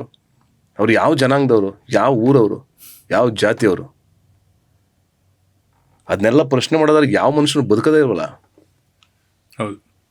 ಯಾರು ಉಳಿತಾರೆ ನಿಮ್ಗೆ? ಆ ಪ್ರಶ್ನೆಗಳನ್ನ ನೀವು ಎತ್ಕೊಂಡ್ಬಿಟ್ರೆ, ಯಾರು ಶ್ರೇಷ್ಠ ಅಂತ ಎತ್ಕೊಂಡ್ಬಿಟ್ರೆ ನೀವು ಬೆಳಿಗ್ಗೆ ಎದ್ದು ನೀವು ಕಾಫಿ ಕುಡಿ, ನಾವು ಡಿಪೆಂಡ್ ಆಗಿರೋದು ಇನ್ನೊಬ್ಬರ ಮೇಲೆ. ಬೆಳಿಗ್ಗೆ ಬರೋ ನೀರಿಂದ ಹಿಡಿದು, ಕಸದ ವ್ಯಾನ್ ಹಿಡಿದು, ಈಗ ಹಾಕಿರೋ ಬಟ್ಟೆಯಿಂದ ಹಿಡಿದು, ನಾವ್ಯಾರು ಬದುಕಂಗೆ ಇಲ್ವಲ್ಲಪ್ಪ. ಹಂಗಿದ್ರೆ ಮೈ ಮೇಲೆ ಬಟ್ಟೆನೇ ಇರ್ತಾ ಇರಲ್ಲ. ಯಾರೋ ಒಬ್ಬ ಬಟ್ಟೆನ ಎಲ್ಲೋ ಕೂತ್ಕೊಂಡು ನೇಯ್ತಾ ಇರ್ತಾನೆ. ನೀವು ಕಟ್ಟಿರೋ ವಚ್ಚು ಯಾರೋ ಮಾಡಿರೋದು.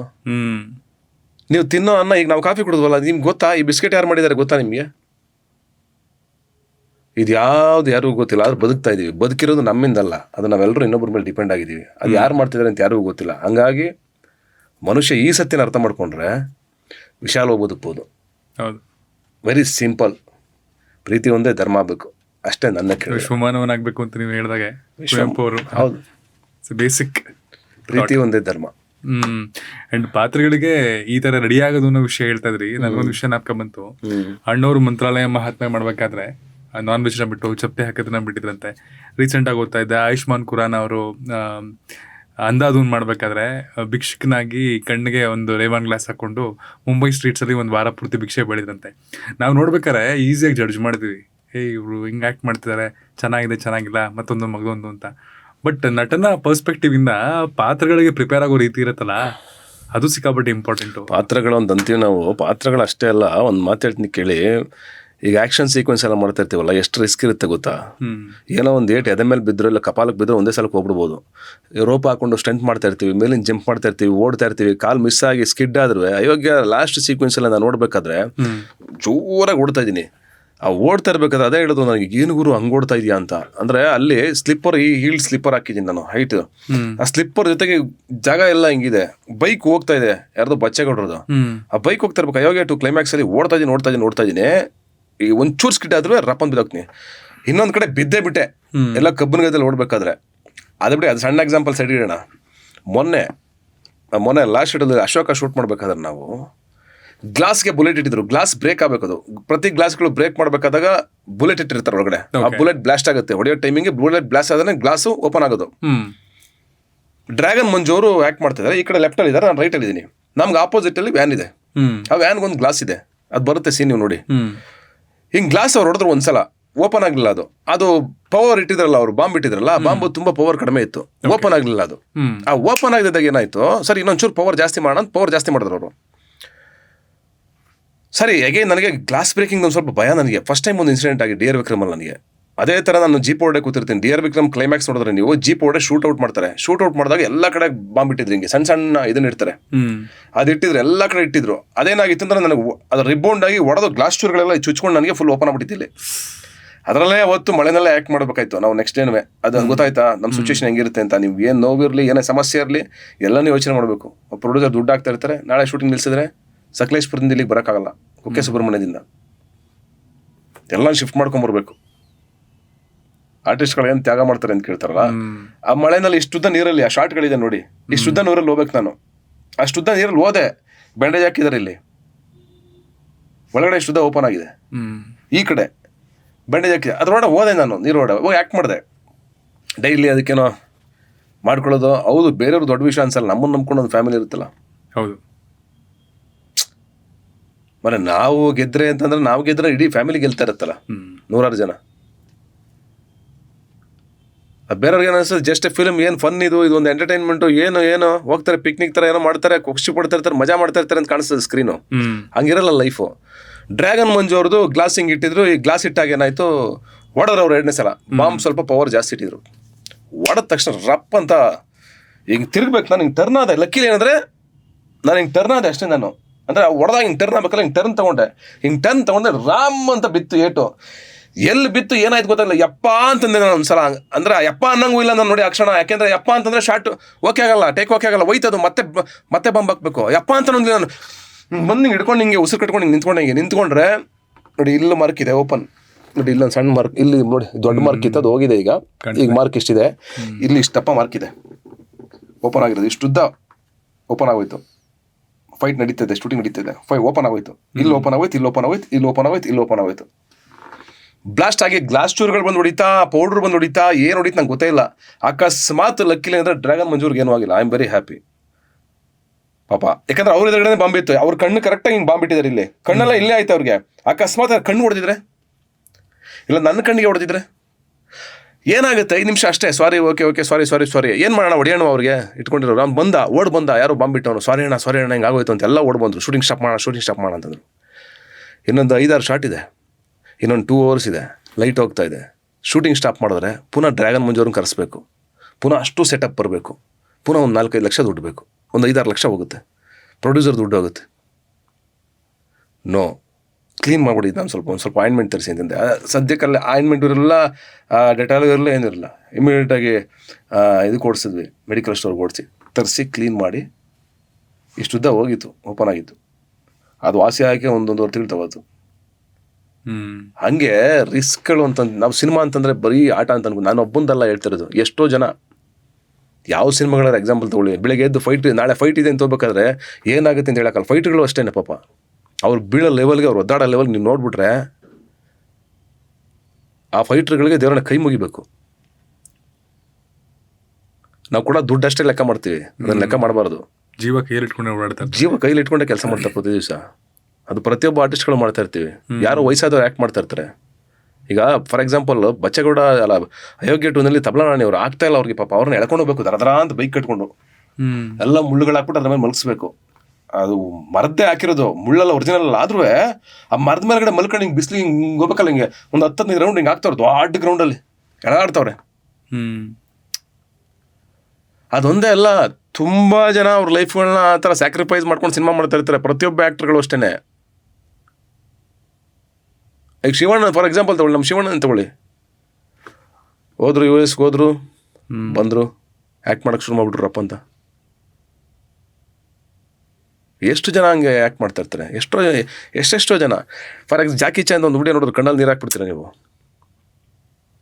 ಅಷ್ಟು ಮೂಳೆಗಳು ಮುರಿದೋಗಿರುತ್ತೆ ಅವ್ನ ಬಾಡಿಗೆ. ಅವ್ನು ತೆಗೆದಾಗ ಅವ್ನು ಕಾಲು ಮುರಿದಿದೆ, ಕೈ ಮುರಿದಿದೆ, ಅದು ಮುರಿದಿದೆ, ಇದು ಮುರಿದಿದೆ, ಅವ್ನು ರಂಜಿಸ್ತಾನೆ ಇರ್ತಾನೆ. ಆ್ಯಕ್ಟ್ರ್ ಅದೇನೆ. ಯಾಕೆ ಜನ ಆ್ಯಕ್ಟ್ರ್ಗಳಿಗೆ ಅಷ್ಟು ರೆಸ್ಪೆಕ್ಟ್ ಕೊಡೋದು, ಯಾಕೆ ದೇವ್ರಿಗೆ ದೇವಸ್ಥಾನ ಕಟ್ಟಿ ಪೂಜೆ ಮಾಡ್ತಾರೆ, ಯಾಕೆ ಅಷ್ಟೊಂದೆಲ್ಲ ಇದು ಮಾಡ್ತಾರೆ ಅಂದರೆ ದಟ್ಸ್ ವೈ ಆ್ಯಕ್ಟರ್. ನಿಮ್ಮ ಪರ್ಸ್ನಲ್ ಪ್ರಾಬ್ಲಮ್ ಆಗಿರಲಿ, ಯಾರ ಸತ್ತೋಗಿರಲಿ, ಏನೇ ನೋವಾಗಿರಲಿ. ಮೊನ್ನೆ ಶಿವರಾಜ್ ಕೇರ್ಪೇಟ್ ಅವ್ರು ಅಣ್ಣ ತೀರ್ಕೊಂಡಿದ್ದ ಪಾಪ, ನಾವು ಶೂಟ್ ಮಾಡ್ಬೇಕಾದ್ರೆ ಅಯೋಗ್ಯ 2 ಅವ್ರ ಪಾಪ ಹಿಂದಿನ ದಿವಸ ತೀರ್ಕೊಂಡಿದ್ರೆ ನೆಕ್ಸ್ಟ್ ಡೇ ಸಾಂಗ್ ಶೂಟ್ ಮಾಡ್ತಿದ್ವಿ. ಅವನಲ್ಲಿ ಡ್ಯಾನ್ಸ್ ಮಾಡಲೇಬೇಕು, ಅವ್ನು ಖುಷಿಯಾಗಿರಲೇಬೇಕು. ಅದು ಆರ್ಟಿಸ್ಟ್ಗಳ ಲೈಫು. ಅದಕ್ಕೆ ಯಾವುದೇ ಆರ್ಟಿಸ್ಟ್ಗಳಾಗಿರಲಿ ಅವ್ರಿಗೆಲ್ಲ ಸೆಲ್ಯೂಟ್ ಯಾಕೆ ನನ್ನ ಕಡೆಯಿಂದ ಅಂತಂದರೆ, ಕೈ ಎತ್ತು ಮುಗಿಬೇಕು. ಯಾಕೆ ಅಂತಂದರೆ ಅವ್ರದ್ದು ಏನೇ ಪರ್ಸ್ನಲ್ ಪ್ರಾಬ್ಲಮ್ಗಳಿದ್ರು, ಅವ್ರದ್ದು ಏನೇ ಇದ್ರೂ ಆ್ಯಕ್ಟ್ ಮಾಡಬೇಕು. ಆಮೇಲೆ ಆ್ಯಕ್ಟ್ರನ್ನ ಬರೀ ದುಡ್ಡಿಂದನೇ ಅಳೆಯೋದು ಬೇಡ, ಅವ್ರ ಸರ್ವಿಸ್ ಇದೆಯಲ್ಲ. ಪ್ರತಿಯೊಬ್ಬ ಆ್ಯಕ್ಟ್ರೂ ತನ್ನ ಕೈಲಿ 100% ಎಷ್ಟು ಚೆನ್ನಾಗಾಗುತ್ತೋ ಅಷ್ಟು ಚೆನ್ನಾಗಿ ಮಾಡಲೇಬೇಕು ಅಂತ ಎಫರ್ಟ್ ಹಾಕ್ತಾರೆ ಆ್ಯಕ್ಟ್ರ್ಗಳು. ದಟ್ಸ್ ವೈ ಈ ಜಗತ್ತಿನ ಆ್ಯಕ್ಟ್ರ್ಗಳು ಎಲ್ಲರ ಬಗ್ಗೆನೂ ನನಗೆ ಭಾಳ ಪ್ರೀತಿ ಮತ್ತು ಭಾಳ ರೆಸ್ಪೆಕ್ಟ್ ಇದೆ. ಅವನ ಆ್ಯಕ್ಟ್ರ್. ಆ್ಯಂಡ್ ನೀವು ಕೆರಿಯರ್ ಸ್ಟಾರ್ಟ್ ಮಾಡಿದಾಗಿಂದ ಇವತ್ತಿನವರೆಗೂ ಸೋಷಿಯಲ್ ಮೀಡಿಯಾ ಫೋರಮ್ ಎಲ್ಲ ಸಿಕ್ಕಾಬಿಟ್ಟೆ ಬೆಳೆದ್ಬಿಟ್ಟಿದೆ, ನೀವು ನೋಡ್ತಿರ್ತೀರಾ. ಅಂದರೆ ಇವತ್ತಿನ ದಿನ ಸಿನಿಮಾ ಬರೀ ಒಂದು ಪೇಪರಲ್ಲಿ ಬರೋದು ಇಲ್ಲ ಪ್ರಚಾರ ಕಲೆ ಅನ್ನೋದು ಒಂದು ಗೋಡೆ ಮೇಲೆ ಅಂಟಿಸೋದಕ್ಕೆ ಸೀಮಿತವಾಗಿಲ್ಲ. ಆ್ಯಂಡ್ ಜನಕ್ಕೆ ಸಿನಿಮಾ ಬರ್ತಿದೆ ಇಲ್ಲ, ಈ ಸಿನಿಮಾ ಅನ್ನೋ ವಿಷಯನ ತಲುಪಿಸೋದು ಭಾರಿ ಕಷ್ಟ ಇವತ್ತಿನ ದಿನ ಎಸ್ಪೆಷಲಿ. ಆ್ಯಂಡ್ ಸುಮಾರಷ್ಟು ವಿಷಯಗಳಲ್ಲಿ ನೀವು ನೋಡಿರ್ತಾರೆ, ಬೇರೆ ಬೇರೆ ಸ್ಟಾರ್ಗಳು ಅಥವಾ ಬೇರೆ ಬೇರೆ ಆ್ಯಕ್ಟ್ರ್ಗಳು ಈ ಪ್ರೋಸೆಸ್ಸಲ್ಲಿ ಏನಾಗಿದೆ ಅಂತಂದರೆ, ಒಂದು ಪಾಪರಾಜಿ ಆಗಿರ್ಬೋದು, ಇಲ್ಲಾಂದರೆ ಸುಮಾರು ವಿಷಯಗಳಲ್ಲಿ ಕಾಣಿಸ್ಕೋಬೇಕು ಸೋಷಿಯಲ್ ಮೀಡಿಯಾದಲ್ಲಿ ಏನೋ ಪ್ರಯತ್ನದಲ್ಲೇ ಪ್ರೆಷರ್ ಇದೆ. ನಾನು ಕಾಣಿಸ್ಕೊಂಡಾಗಲೇ ನಮ್ಮ ಸಿನಿಮಾಗೆ ಜನ ಬರ್ತಾರೆ ಇಲ್ಲ ನೋಡಬೇಕು ಅಂತ. ಆ ಪ್ರೆಷರು ಸತೀಶ್ ಶ್ರೀನಿವಾಸಂ ಅವ್ರಿಗೂ ಇದೆಯಾ? ಯಾಕೆಂದ್ರೆ ನೀವು ಹೆಚ್ಚಾಗಿ ಕಾಣಿಸ್ಕೊಳ್ಳಲ್ಲ. ನನಗದಿಲ್ಲ. ನನಗೆ ಸಿನಿಮಾ ಚೆನ್ನಾಗಿ ಮಾಡೋಣ, ಸಿನಿಮಾನೇ ಜನರನ್ನ ಒಳಗಡೆ ಕರ್ಕೊಂಬರ್ಬೇಕು.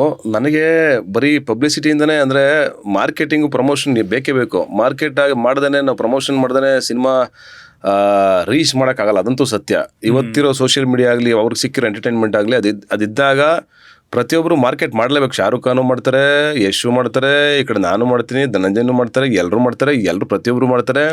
ಈ ಕಡೆ ಯಾರೋ ಪ್ರತಿಯೊಬ್ಬ ಸಿನಿಮಾ ಮಾಡೋರು, ಅಲ್ಲು ಅರ್ಜುನ್ ಹಿಡಿದು ಧನುಷ್ ಹಿಡಿದು ಎಲ್ಲರೂ ಮಾರ್ಕೆಟಿಂಗ್ ಮಾಡಲೇಬೇಕು. ರಜನಿಕಾಂತೇ ಬಂದು ಇವತ್ತು ಪ್ರಮೋಷನ್ ಮಾಡ್ತಾರೆ, ಮಾಡಲೇಬೇಕು ಸಿನಿಮಾ ಪ್ರಮೋಷನ್. ಆದರೆ ನಾನು ಹೇಳ್ತಿರೋದು ಇದಿಲ್ಲ ನನಗೆ. ಅಂದರೆ ನಾನು ಎಲ್ಲ ಕಡೆ ಕಾಣಿಸ್ಕೋಬೇಕು, ನಾನು ಫ್ರಂಟ್ಗೆ ಹೋಗ್ಬೇಕು, ನಾನು ಸೋಷಿಯಲ್ ಮೀಡಿಯಾದಲ್ಲಿ ವೈರಲ್ ಆಗಬೇಕು, ನನಗದಿಲ್ಲ.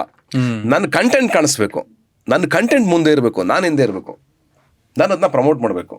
ನನ್ನ ಕಂಟೆಂಟ್ ಬಿಟ್ಟಾಗ ನನ್ನ ಮಾತಿಗೆ ವ್ಯಾಲ್ಯೂ ಇರಬೇಕು. ನಾನು ಜಾಸ್ತಿ ಹೌದು ನಾವು ಮಾತಾಡಬೇಕಾಗುತ್ತೆ, ಅಂದರೆ ಇಲ್ಲಿ ಮಾತಿನ ಮುಖಾಂತರನೇ ಎಲ್ಲನೂ ಕಮ್ಯುನಿಕೇಟ್ ಮಾಡೋದು, ಮಾತಾಡಲೇಬೇಕಾದ್ರೆ ಅದಕ್ಕಿಂತ ಜಾಸ್ತಿ ಕಂಟೆಂಟ್ ಇನ್ನೂ ತುಂಬ ಚೆನ್ನಾಗಿರ್ಬೇಕು ಅಂತ ನಾನು ಎಕ್ಸ್ಪೆಕ್ಟ್ ಮಾಡೋದು.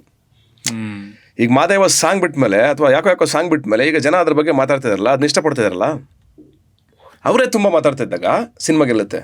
ನಾವೇ ತುಂಬ ಮಾತಾಡ್ತಾ ಇದ್ದಾಗ ನಾವೇ ತುಂಬ ಮಾತಾಡ್ಬೇಕಾದ ಅವಶ್ಯಕತೆ ಇಲ್ಲ ಅಂತ ಅನ್ಸುತ್ತೆ. ಅಂದರೆ ಬೇಕು ಬೇಡ ಎರಡೂ ಇದೆ, ಅದೆರಡನ್ನೂ ಬ್ಯಾಲೆನ್ಸ್ ಮಾಡಲೇಬೇಕಾದ್ರೆ ಅದನ್ನ ಕರೆಕ್ಟಾಗಿ ಹಿಂಗೆ ಅಂತ ಕರೆಕ್ಟಾಗಿ. ಎಷ್ಟು ಬದಲಾಗಿದೆ ಅಂದರೆ ಜನನ ಥಿಯೇಟರ್ ಕರೆಸೋ ಪ್ರೊಸೆಸ್ಸು. ಲುಸಿಯಾ ಟೈಮಲ್ಲಿ ಒಳ್ಳೆ ಪ್ರಯತ್ನಗಳು, ಎಕ್ಸ್ಪೆರಿಮೆಂಟಲ್ ಫಿಲಮ್ ಅಂತ ನಮ್ಗೆ ಈಗ ಜ್ಞಾಪಕ ಇದೆ. ನಾನು ಅದನ್ನು ಪ್ರಾಬ್ಲಿ ಮೆಜೆಸ್ಟಿಕ್ ಥಿಯೇಟರ್ ನೋಡಿದ್ದು. ಪವನ್ ಅವರು ಆಟೋಲ್ ಬಂದು ಇಳಿತಾರೆ, ಬಂದು ನೋಡೋರು, ಹೌಸ್ಫುಲ್ ಆಗಿತ್ತು ಶೋ. ಅವಾಗ ಸುಮಾರು ಜನ ಕ್ರೌಡ್ ಫಂಡ್ ಮಾಡೋರೆಲ್ಲ ಬಂದಿದ್ರು. ಅಂದರೆ ನಾನು ಅಲ್ಲಿಗೆ ಹೋಗಿದ್ದು ಸಿನಿಮಾ ಟಾಕ್ ಆಗಿದೆ, ಚೆನ್ನಾಗಿದೆ ಅಂತ ನೋಡೋದಕ್ಕೆ ಅಂತ. ಬಟ್ ಇವತ್ತಿನ ದಿನ ಆ ಥರದ್ದು ಒಂದು ಟೀನೇಜ್ ಆಡಿಯನ್ಸು ಇಲ್ಲ. ಈಗ ಸಿನಿಮಾನ ನಾವು ನಿಂತ್ಕೊಂಡು ಟಿಕೆಟ್ ತೊಗೊಂಡು ಇಲ್ಲ ಬ್ಲ್ಯಾಕಲ್ಲಿ ತೊಗೊಳೋದು, ಇಲ್ಲ ಮಧ್ಯಾಹ್ನ ಚೌಕ್ ಬೆಳಗ್ಗೆನೇ ನಿಂತ್ಕೊಳ್ಳೋದು, ಆ ಪ್ರೋಸೆಸ್ ಎಲ್ಲ ಕಮ್ಮಿ ಆಗಿಬಿಟ್ಟಿದೆ. ಇದನ್ನು ನೀವು ನೋಡ್ಕೊಂಬಂದಿರ್ತೀರ ಕಾಲಕ್ರಮೇಣ. ಯಾಕೆ ಕನ್ನಡ ಇಂಡಸ್ಟ್ರಿನಲ್ಲಿ ಈ ಸಮಸ್ಯೆ ಜಾಸ್ತಿ ಆಗಿದೆ? ಬೇರೆ ಇಂಡಸ್ಟ್ರಿಯಲ್ಲಿ ಇಲ್ಲ ಅಂತಿಲ್ಲ, ಬಟ್ ಕನ್ನಡದಲ್ಲಿ ಪ್ರಾಬಬ್ಲಿ ಥಿಯೇಟರ್ ಕರ್ಸೋದಕ್ಕೆ ತುಂಬ ಕಷ್ಟಪಡ್ತಿದ್ದಾರೆ ಅಂತ ಅನ್ಸುತ್ತೆ. ತುಂಬ ಜನನ ಮೀಟ್ ಮಾಡಿದಾಗ ಈ ಪ್ರೋಸೆಸ್ಗೆ ಅವ್ರ ಅಳಲಿರುತ್ತೆ. ಆ್ಯಕ್ಚುಲಿ ಏನು ಗೊತ್ತಾ, ಹಂಗೆ ಅನ್ಸೋದು ನಮ್ಗೆ ಹಂಗೆ ಅನ್ನಿಸ್ತಾ ಇದೆ ಅಷ್ಟೇ. ಈಗ ನೀವು ಯಾವ ಕಾಲದಿಂದ ನೋಡ್ಕೊಂಬಂದ್ರೂ ಎಲ್ಲ ಥರ ಸಿನಿಮಾಗಳನ್ನೂ ಬರ್ತಾಯಿತ್ತು. ಕೆಲವು ಸಿನಿಮಾಗಳು ಗೆಲ್ತಾ ಇತ್ತು, ಕೆಲವು ಸಿನಿಮಾಗಳು ಸೋಲ್ತಾ ಇತ್ತು. ಕೆಲವು ಸಿನಿಮಾಗೆ ಜನ ಬರ್ತಾಯಿದ್ರು, ಕೆಲವು ಬರ್ತಾ ಇರಲಿಲ್ಲ. ಅವ್ರಿಗೆ ಯಾವುದೋ ಒಂದು ಇಂಪ್ರೆಸ್ ಮಾಡುತ್ತೆ, ಜನ ಬರ್ತಾರೆ. ಯಾವುದೋ ಇಂಪ್ರೆಸ್ ಮಾಡಲ್ಲ, ಜನ ಬರಲ್ಲ. ಆಮೇಲೆ ಹಂಗೆ ನೋಡಿದ್ರಾಗ ಈಗ ಲಾಸ್ಟ್ ಇಯರಿಂದ ಇಲ್ಲಿವರೆಗೂ ಥಿಯೇಟ್ರಿಕಲ್ ಕಲೆಕ್ಷನ್ ಎಷ್ಟಾಗಿದೆ? ಕಲೆಕ್ಷನ್ ಆಗಿಲ್ವಾ? ಸಿನಿಮಾಗಳು ಗೆದ್ದಿಲ್ವಾ? ಸಿನಿಮಾಗಳ ಜನ ನೋಡಿಲ್ವಾ? ಎಲ್ಲಿ ಸೋತಿದ್ದೀವಿ? ನಾವೆಲ್ಲ ಚೆನ್ನಾಗಿ ಸಿನಿಮಾ ಮಾಡೋದ್ರಲ್ಲಿ ಸೋತಿದ್ದೀವಿ. ಈಗ ಶಾಖಾಹಾರಿ ಅನ್ನೋ ಸಿನಿಮಾ ಹೆಂಗೆ ವೈರಲ್ ಆಯಿತು? ಮತ್ತೆ ಕೆಲವೊಂದು ಸೋತಿರ್ಬೋದು, ಕೆಲವೊಂದು ಎಫೆಕ್ಟ್ ಆಗಿರ್ಬೋದು. ಯಾಕೆಂದರೆ ಎಕ್ಸ್ಪೆರಿಮೆಂಟ್ ಅಂತ ಬಂದಾಗ ಒಂದೇ ಥರ ಎಲ್ಲರೂ ಏನಂದರೆ ಸಿಕ್ಕಿದ್ದವರೆಲ್ಲ ಸಿನಿಮಾ ಮಾಡೋಕ್ಕೆ ಶುರು ಮಾಡಿದಾಗ, ಎಲ್ಲ ಕ್ಯಾಮ್ರಾಗಳೂ ಫಿಲ್ಮ್ ಮೇಕಿಂಗ್ ಕ್ಯಾಮ್ರಾಗಳಾದಾಗ, ಎಲ್ಲರೂ ಡೈರೆಕ್ಟರ್ಗಳಾದಾಗ, ಎಲ್ಲರೂ ಆ್ಯಕ್ಟರ್ಗಳಾದಾಗ ಆ ಥರದ್ದಾಗಿರ್ಬೋದು. ಒಂದು ಪ್ರಾಕ್ಟೀಸ್ ಅಂತ ಬೇಕು. ಕುಂಬಾರ ಮಡಕೆ ಮಾಡೋಕ್ಕೆ ಒಂದು 10 ವರ್ಷ ಕಲ್ತಿರ್ತಾನೆ. ಒಬ್ಬ ಕಾರ್ಪೆಂಟ್ರು ಟೇಬಲ್ ಮಾಡೋಕ್ಕೆ ಅವನು ಒಂದೇ ದಿವಸ ಕಾರ್ಪೆಂಟ್ರಿಂಗ್ ನೋಡಿದ ತಕ್ಷಣ ಟೇಬಲ್ ಮಾಡೋಕ್ಕಾಗಲ್ಲ. ಅವನಿಗೊಂದು ಜರ್ನಿ ಇರ್ತದೆ. ಆ ಜರ್ನಿ ಬೇಕು, ಆ ಕಲಿಕೆ ಬೇಕು. ಆಮೇಲೆ ಎಕ್ಸ್ಪೆರಿಮೆಂಟ್ ಹೆಸರಲ್ಲಿ ಸುಮಾರು ಸಿನಿಮಾಗಳು ಚೆನ್ನಾಗಿಲ್ಲ ಸಿನಿಮಾಗಳು ಬಂದಿರೋದು ನೀವೆಲ್ಲ ನೋಡಿದ್ದೀರ. ಹೌದೌದು. ಜನಕ್ಕೂ ಅದು ಏನಾಗಿರುತ್ತೆ ಹೇಳಿ? ನಿರಾಶೆ ಆಗ್ಬಿಟ್ಟಿರ್ತದೆ, ನಂಬಿಕೆ ಹೊರಟೋಗಿರುತ್ತೆ. ನಂಬಿಕೆ ಕಳ್ಕೊಂಡ್ಮೇಲೆ ಮತ್ತೆ ಆಡಿಯನ್ಸ್ಗಳನ್ನ ಕರೆತಾ ಇರೋದು ತುಂಬಾ ಕಷ್ಟ. ಆಮೇಲೆ ನೋಡ್ಬೇಕು ಅಂತ ಅನ್ಸಿ ಸಿನಿಮಾಗಳನ್ನ ನೋಡ್ತಾ ಇದ್ದಾರೆ. 100 ಕೋಟಿ ಕಲೆಕ್ಷನ್ ಆಗ್ತಾ ಇದೆ, 120 ಕೋಟಿ ಕಲೆಕ್ಷನ್ ಆಗ್ತಾ ಇದೆ, 1000 ಕೋಟಿ ಕಲೆಕ್ಷನ್ ಆಗ್ತಾ ಇದೆ. ಇನ್ನೇನ್ ಜನ ಹೆಂಗ್ ಬ್ಲೇಮ್ ಮಾಡ್ತೀರಾ? ಎಲ್ಲೋ ನಾವೇ ಫೇಲ್ ಆಗ್ತಾ ಇದೀವಿ, ಇಲ್ಲ ನಾವೇ ಎಲ್ಲೋ ಸಿನಿಮಾ ಮಾಡೋದು ಸೋಲ್ತಾ ಇದೀವಿ ಅಂತ ಅನ್ಕೋಬೇಕು. ಬಿಟ್ರೆ ನಮ್ಮ ಸಿನಿಮಾ ನೋಡೋದಾಗ ನಾವು ಜನಗಳನ್ನ ನಾನು ಯಾವತ್ತೂ ಬ್ಲೇಮ್ ಮಾಡಲ್ಲ. ಈಗ ಲಾಸ್ಟ್ ಇಯರ್ ಈ ವರ್ಷ ತಗೊಂಡ್ರೆ ನಿಮ್ಗೆ ಎಷ್ಟು ಸಿನಿಮಾಗಳು ಹಿಟ್ಟಾಗಿದೆ? ತುಂಬ ಸಿನಿಮಾಗಳು ಹಿಟ್ಟಾಗಿದೆಯಲ್ಲ. ಯಾಕೆ ನಾವು ಜನಗಳನ್ನ ಬ್ಲೇಮ್ ಮಾಡಬೇಕು? ಹೌದು, ಪ್ರತಿ ಸಲ ನೀವು ಮಾರ್ಕೆಟ್ ಚೇಂಜ್ ಆಗ್ತಿರುತ್ತೆ, ಪ್ರತಿ ಸಲ ವೆದರ್ ಚೇಂಜ್ ಆಗ್ತಿರುತ್ತೆ, ಪ್ರತಿ ಸಲ ಏನೋ ಭೂಮಿಯ ವಾತಾವರಣನೇ ಚೇಂಜ್ ಆಗ್ತಿರುತ್ತೆ. ಅದಕ್ಕೆಲ್ಲ ನಾವು ರೆಡಿ ಆಗಲ್ವಾ? ಪ್ರಿಪೇರ್ ಆಗಲ್ವಾ? ಸೋಷಿಯಲ್ ಮೀಡಿಯಾ ಬಂದಿದೆ, ಹೌದು. OTT ಬಂದಿದೆ, ಹೌದು. ಟಿ ವಿ ಬಂದಾಗ ಸಿನಿಮಾ ನೋಡಲ್ಲ ಅಂತಂದ್ರು. ಟಿ ವಿ ಬಂದಾಗ ಸಿನಿಮಾ ನೋಡಲ್ವ ಜನ? OTT ಬಂದಿದೆ, ಸೋಷಿಯಲ್ ಮೀಡಿಯಾ ಇದೆ, ಯೂಟ್ಯೂಬ್ ಇದೆ, ಎಲ್ಲ ಇದೆ. ಅದ್ರ ಮಧ್ಯೆ ಜನ ಹೆಂಗೆ ಬಂದು ಥಿಯೇಟ್ರಿಗೆ ಬಂದು ಸಿನಿಮಾ ನೋಡ್ತಾ ಇದ್ದಾರೆ? ಅಷ್ಟು ಕಲೆಕ್ಷನ್ ಹೆಂಗೆ ಬರ್ತಾ ಇದೆ? ಎಷ್ಟು ಸಿನಿಮಾಗಳು ಹಂಗೆ ಓಡ್ತಾ ಇದೆ, ತುಂಬಿ ತುಳುಕ್ತಾ ಇದ್ದಾವೆ. ಬೆಂಗಳೂರಿನ ಮಲ್ಟಿಪ್ಲೆಕ್ಸ್ಗಳಾಗಲಿ, ಎಲ್ಲ ಸ್ಕ್ರೀನ್ಗಳಾಗಲಿ, ಎಲ್ಲ ಥಿಯೇಟರ್ಗಳು ಬೇರೆ ಭಾಷೆ ಸಿನಿಮಾ ನೋಡ್ತಾ ಇದ್ದಾರೆ. ಇಂಗ್ಲೀಷ್ ಸಿನಿಮಾ ನೋಡ್ತಾ ಇದ್ದಾರೆ, ಮಲಯಾಳಂ ಸಿನಿಮಾ ನೋಡ್ತಾ ಇದ್ದಾರೆ, ಕನ್ನಡ ಸಿನಿಮಾ ನೋಡ್ತಾ ಇದ್ದಾರೆ, ತೆಲುಗು ಸಿನಿಮಾ ನೋಡ್ತಾ ಇದ್ದಾರೆ. ಎಷ್ಟು ಸಿನಿಮಾಗಳು ರಿಲೀಸ್ ಆಗಿದೆ, ಎಷ್ಟು ಸಿನಿಮಾ ನೋಡ್ತಾ ಇದ್ದಾರೆ. ನಾವು ಆಡಿಯನ್ಸ್ ನ ಕಳ್ಕೊಂಡಿರೋದು ಬೇರೆ ಭಾಷೆಯವ್ರಿಗೆ ಒಳ್ಳೆ ಬಿಸ್ನೆಸ್ ಮಾಡ್ಕೊಟ್ಟಂಗಲ್ವಾ? ಅಂದ್ರೆ ಅವರ ಸಿನಿಮಾಗಳನ್ನ ನಮ್ಮ ಆಡಿಯನ್ಸ್ಗಳು, ನಾನು ರೀಸೆಂಟ್ ಆಗಿ ಇದು ಆಮೇಲೆ ಬೇರೆ ಭಾಷೆ ಸಿನಿಮಾಗಳಾಗಲಿ ಇನ್ನೊಂದು ಸಿನಿಮಾಗಳಾಗಲಿ ನೋಡಬೇಡಿ ಅನ್ನೋ ಹಕ್ಕು ಯಾರಿಗೂ ಇಲ್ಲ. ಗ್ರಾಹಕನಿಗೆ ಅವ್ನು ದುಡ್ಡು ಕೊಟ್ಟು ಅವ್ರು ಏನು ಬೇಕಾದ್ರೂ ನೋಡ್ಬೋದು. This the open market. ಆದರೆ ನಮ್ಮ ಸಿನಿಮಾನ ನಾವು ಬೆಳೆಸೋ ಶಕ್ತಿನ ನಾವು ಪಡ್ಕೋಬೇಕು. ನಮ್ಮ ಸಿನಿಮಾನ ಬೆಳೆಸ್ಬೇಕಾಗಿರೋದು ನಾವು ಅಷ್ಟು ಚೆನ್ನಾಗಿರೋ ಸಿನಿಮಾ ಮಾಡಿದಾಗ ಪ್ರತಿಯೊಬ್ಬ ಕನ್ನಡಿಗನು ಸುಮಾರು ಸಲ ನಾನು ನೋಡಿದ್ದೀನಿ. ಈ ಸಿನಿಮಾ ನೋಡಿ ಅಂತ ವಾಲ್ ಮೇಲೆ ಸ್ಟೇಟಸಲ್ಲಿ ತುಂಬಿ ಹಾಕೊಂಡಿರೋದು ನೋಡಿಲ್ವ ನಾವು? ಹೌದು. ಎಷ್ಟು ಜನ ಕನ್ನಡಿಗರು ಪಾಪ ನಮ್ಮ ಸಿನಿಮಾ ಕನ್ನಡ ಸಿನಿಮಾ ನೋಡ್ರಿ ಅಂತ ಪ್ರೌಡ್ ಫೀಲಲ್ಲಿ ಹೇಳ್ಕೊಂಡಿಲ್ವಾ? ನನ್ನ ಲೈಫಲ್ಲೇ ಆಗಿದೆ ಎಕ್ಸಾಂಪಲು. ಯಾಕೆ ನಾನು ಈ ವಾದದಲ್ಲಿ ನಾನು 100% ಒಪ್ಪಲ್ಲ. ನಾನು ಜನರ ಬಗ್ಗೆ ಯಾವುದೇ ಕಾರಣಕ್ಕೂ ನಾನು ದೂಷಿಸಲ್ಲ. ಇಲ್ಲ, ನಾವು ಸೋಲ್ತಾ ಇದ್ದೀವಿ ಅಂತಂದರೆ ಅದರಲ್ಲಿ ನಮ್ಮದೇನೋ ತಪ್ಪಿದೆ. ನಾವು ಚೆನ್ನಾಗಿರೋ ಸಿನಿಮಾ ಕೊಟ್ಟಿಲ್ಲ ಅಂತ ಅರ್ಥ ಬಿಟ್ರೆ ನೆವರ್ ಜನರನ್ನ ಬ್ಲೇಮ್ ಮಾಡೋಕ್ಕೆ ಹೋಗ್ಬಿಡಿ. ಅಲ್ಲೇನೋ ಪ್ರಾಬ್ಲಮ್ ಇದೆ, ನಾವು ಹುಡ್ಕೊಳ್ಳೋಣ, ಆತ್ಮವಿಮರ್ಶೆ ಮಾಡ್ಕೋಬೇಕು, ನಮ್ಮನ್ನು ನಾವು ಕ್ರಿಟಿಕ್ ಮಾಡ್ಕೋಬೇಕು. ಇವತ್ತಿಗೂ ಹೇಳ್ತೀನಿ, ಒಳ್ಳೆ ಸ್ಕ್ರಿಪ್ಟ್ಗಳು ಬರಬೇಕು, ಒಳ್ಳೆ ರೈಟರ್ಸ್ ಬರಬೇಕು, ಒಳ್ಳೆ ಡೈರೆಕ್ಟರ್ಗಳು ಬರಬೇಕು, ಚೆನ್ನಾಗಿ ಅಪ್ಡೇಟ್ ಆಗಬೇಕು, ಕಲಿಬೇಕು, ನೋಡಬೇಕು. ಇಲ್ಲ, ಇವತ್ತು ಅಸಿಸ್ಟೆಂಟ್ ಡೈರೆಕ್ಟರ್ ಆಗಿರ್ತಾರೆ, ಆಗಲೇ ಸ್ಕ್ರಿಪ್ಟ್ ಇಟ್ಕೊಂಡು ಕತೆ ಹೇಳಕ್ಕೆ ಬಂದಿರ್ತಾರೆ. ನಮಗೆ ಒಂದು ಜರ್ನಿನೇ ಇರಲ್ಲ, ಒಂದು ರೆಸ್ಪೆಕ್ಟು ಇಲ್ಲ. ಮುಂಚೆ ರೆಸ್ಪೆಕ್ಟ್ ಇರ್ತಾ ಇತ್ತು ಗೊತ್ತಾ? ಒಂದು ಸೀನಿಯರು, ಒಂದು ಜೂನಿಯರು, ಇಲ್ಲ ಇಷ್ಟು ವರ್ಷ ಸರ್ವಿಸ್ ಮಾಡಿದ್ದಾರೆ, ಇಷ್ಟು ವರ್ಷ ಏನೋ ಕೆಲಸ ಮಾಡಿದ್ದಾರೆ ಅಂದ್ರೆ ಒಂದು ರೆಸ್ಪೆಕ್ಟ್ ಇರ್ತದೆ. ಈಗ ಅದಿಲ್ಲ.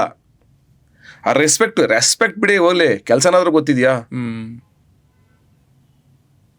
ಅದೆಲ್ಲ ಕಲ್ತ್ಕೊಂಡು ಬರ್ಬೇಕು, ಕಲಿಬೇಕು, ನಾಳೆ ತಾಳ್ಮೆ ಬೇಕು. ಮುಂಚೆ ಟೆಕ್ನಿಷಿಯನ್ಸ್ 10 ವರ್ಷ ಕಲಿಯೋರು, ಕಲ್ತು ಮಾಗಿ. ಈಗ ನಾನು ಫಾರ್ ಎಕ್ಸಾಂಪಲ್ ಹೇಳೋದು ನಿಮಗೆ, ಈಗ ಒಂದು ಹೇಳ್ತೀನಿ ಸುಮ್ಮನೆ ನಿಮಗೆ. ಒಂದು ಅಂಗಡಿನೇ ಇಟ್ಕೊಳ್ಳಿ.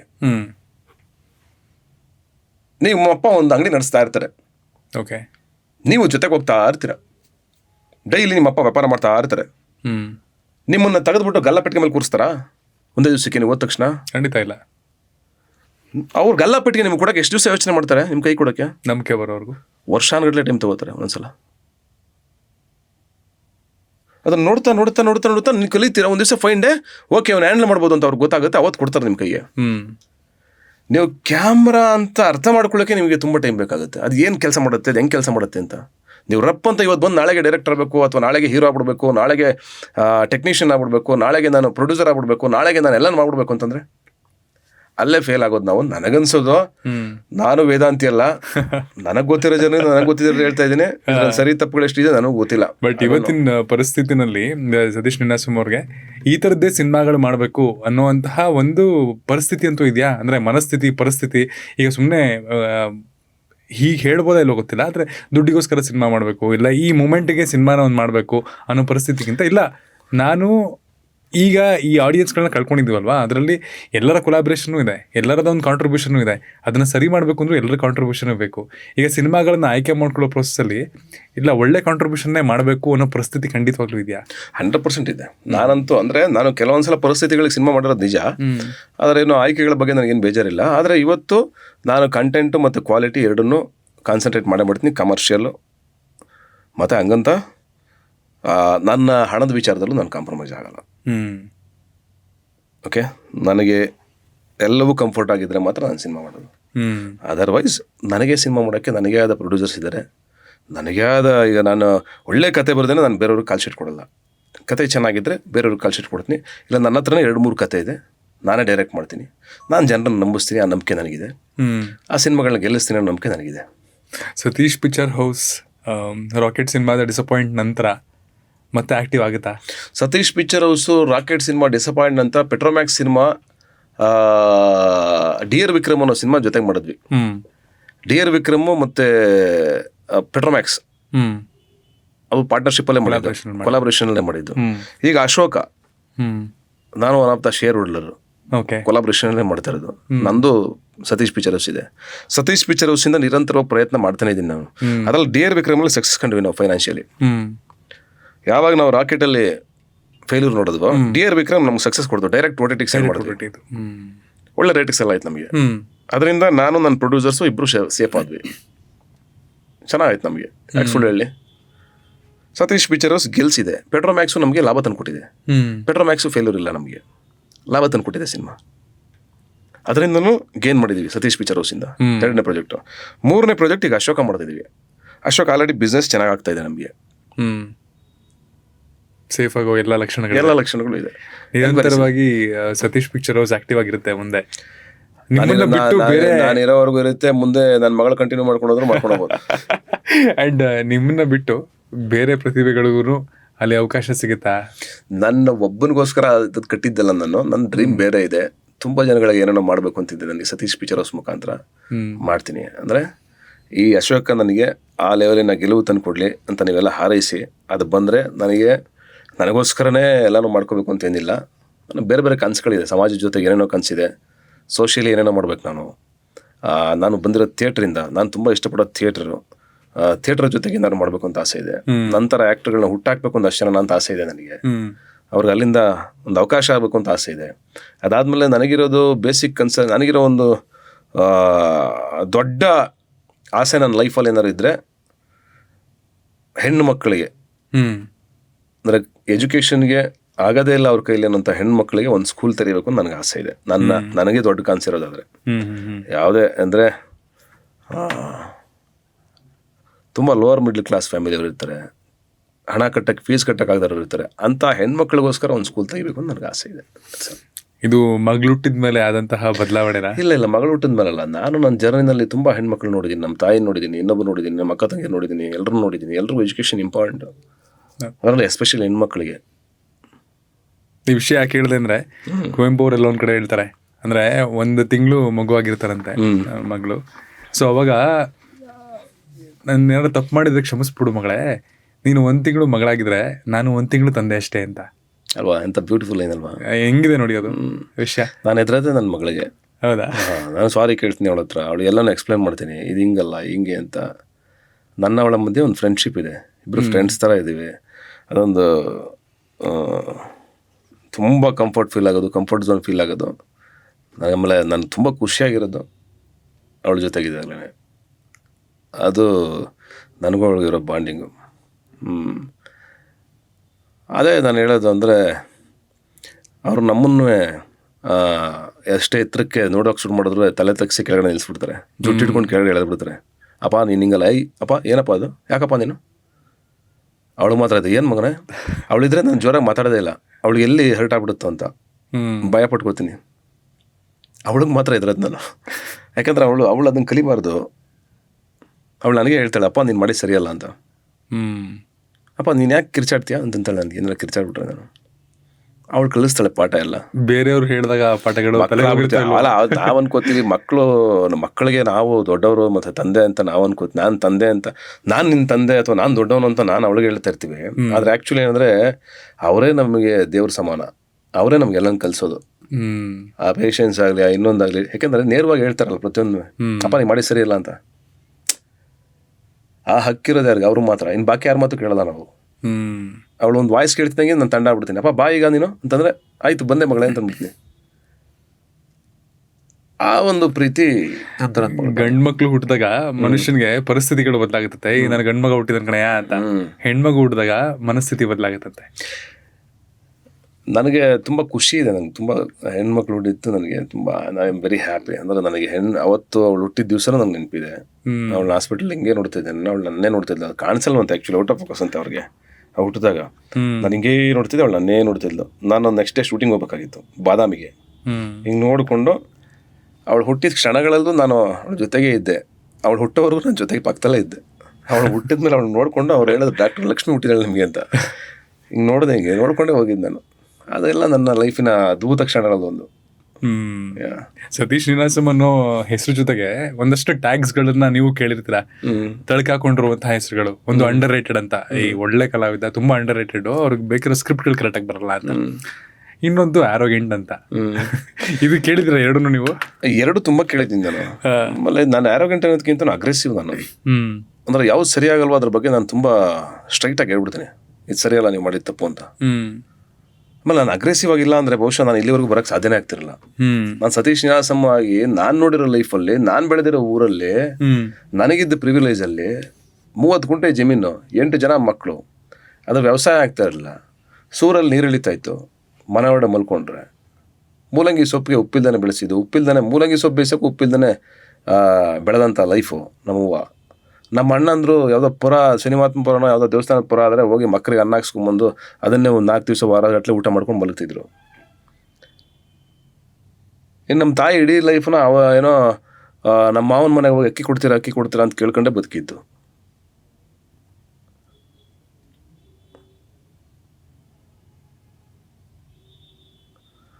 ಆ ಸಮಾಜ ನಿಮ್ಗೇನು ಕಲಿಸುತ್ತೆ?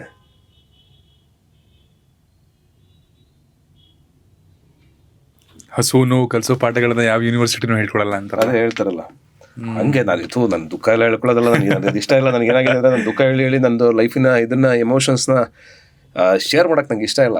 ಸಾರಿ, ಏನಂದರೆ ನಾನು ಎಮೋಷನಲ್ ಆಗಕ್ಕೆ ಇಷ್ಟ ಇಲ್ಲ ನನಗೆ. ಬಿಕಾಸ್ ನಮ್ಮ ತಾಯಿ ಹಂಗೆ ಕಲಿಸಿದ್ದು ನನಗೆ. ಅವಳು ಯಾವತ್ತೂ ಅಷ್ಟೇ ಕುಗ್ತಾ ಇರಲ್ಲ, ಬೆನ್ನೆ ಬಾಗಿಸ್ತಾ ಇರಲ್ಲ. ಅದಕ್ಕೆ ಬರ್ದಿದ್ದು ನಾನು, ಮೂಟೆ ಕಷ್ಟ ಒತ್ತರೂ ಬಾಗಲ್ಲ ನಿನ್ನ ಬೆನ್ನು ಅಂತ ತಾಯಿ ಬಗ್ಗೆ ಹಾಡು ಬರ್ದೆ ನಾನು 30 ತೀರ್ಕೊಂಡಾಗ. ಅವಳು ಹಂಗೆ ಬದುಕಿದ್ದು ಸ್ವಾಭಿಮಾನಿ ಅವಳು, ಕಾಡೆವರೆಗೂ ಹಂಗೆ. ನಾನು ಹೀರೋ ಆಗಿದೆ, ನೀನು ಹೀರೋ ಆಗಿದೆ, ನೀ ಹೀರೋ ನನಗಲ್ಲ ಅಂತ ನೋಡು.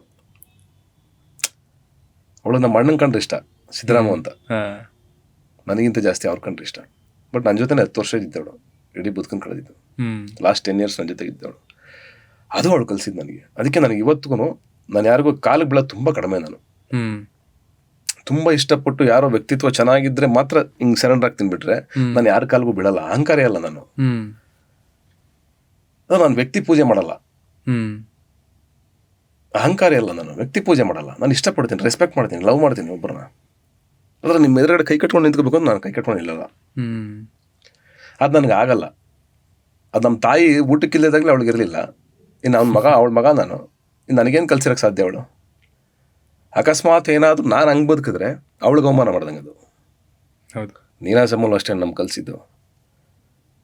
ಎಲ್ರಿಗೂ ಈಕ್ವಲಾಗಿ ಚೇರ್ ಆಗ್ತಿದ್ರು. ಅನಂತಮೂರ್ತಿಯವ್ರು ಕೂತ್ರು ಅದೇ ಚೇರು, ಕಾರ್ನಾಡ್ರು ಕೂತ್ರು ಅದೇ ಚೇರು, ಯಾರೇ ಸಿಬ್ಬಣ್ಣ ಕೂತ್ರು ಅದೇ ಚೇರು.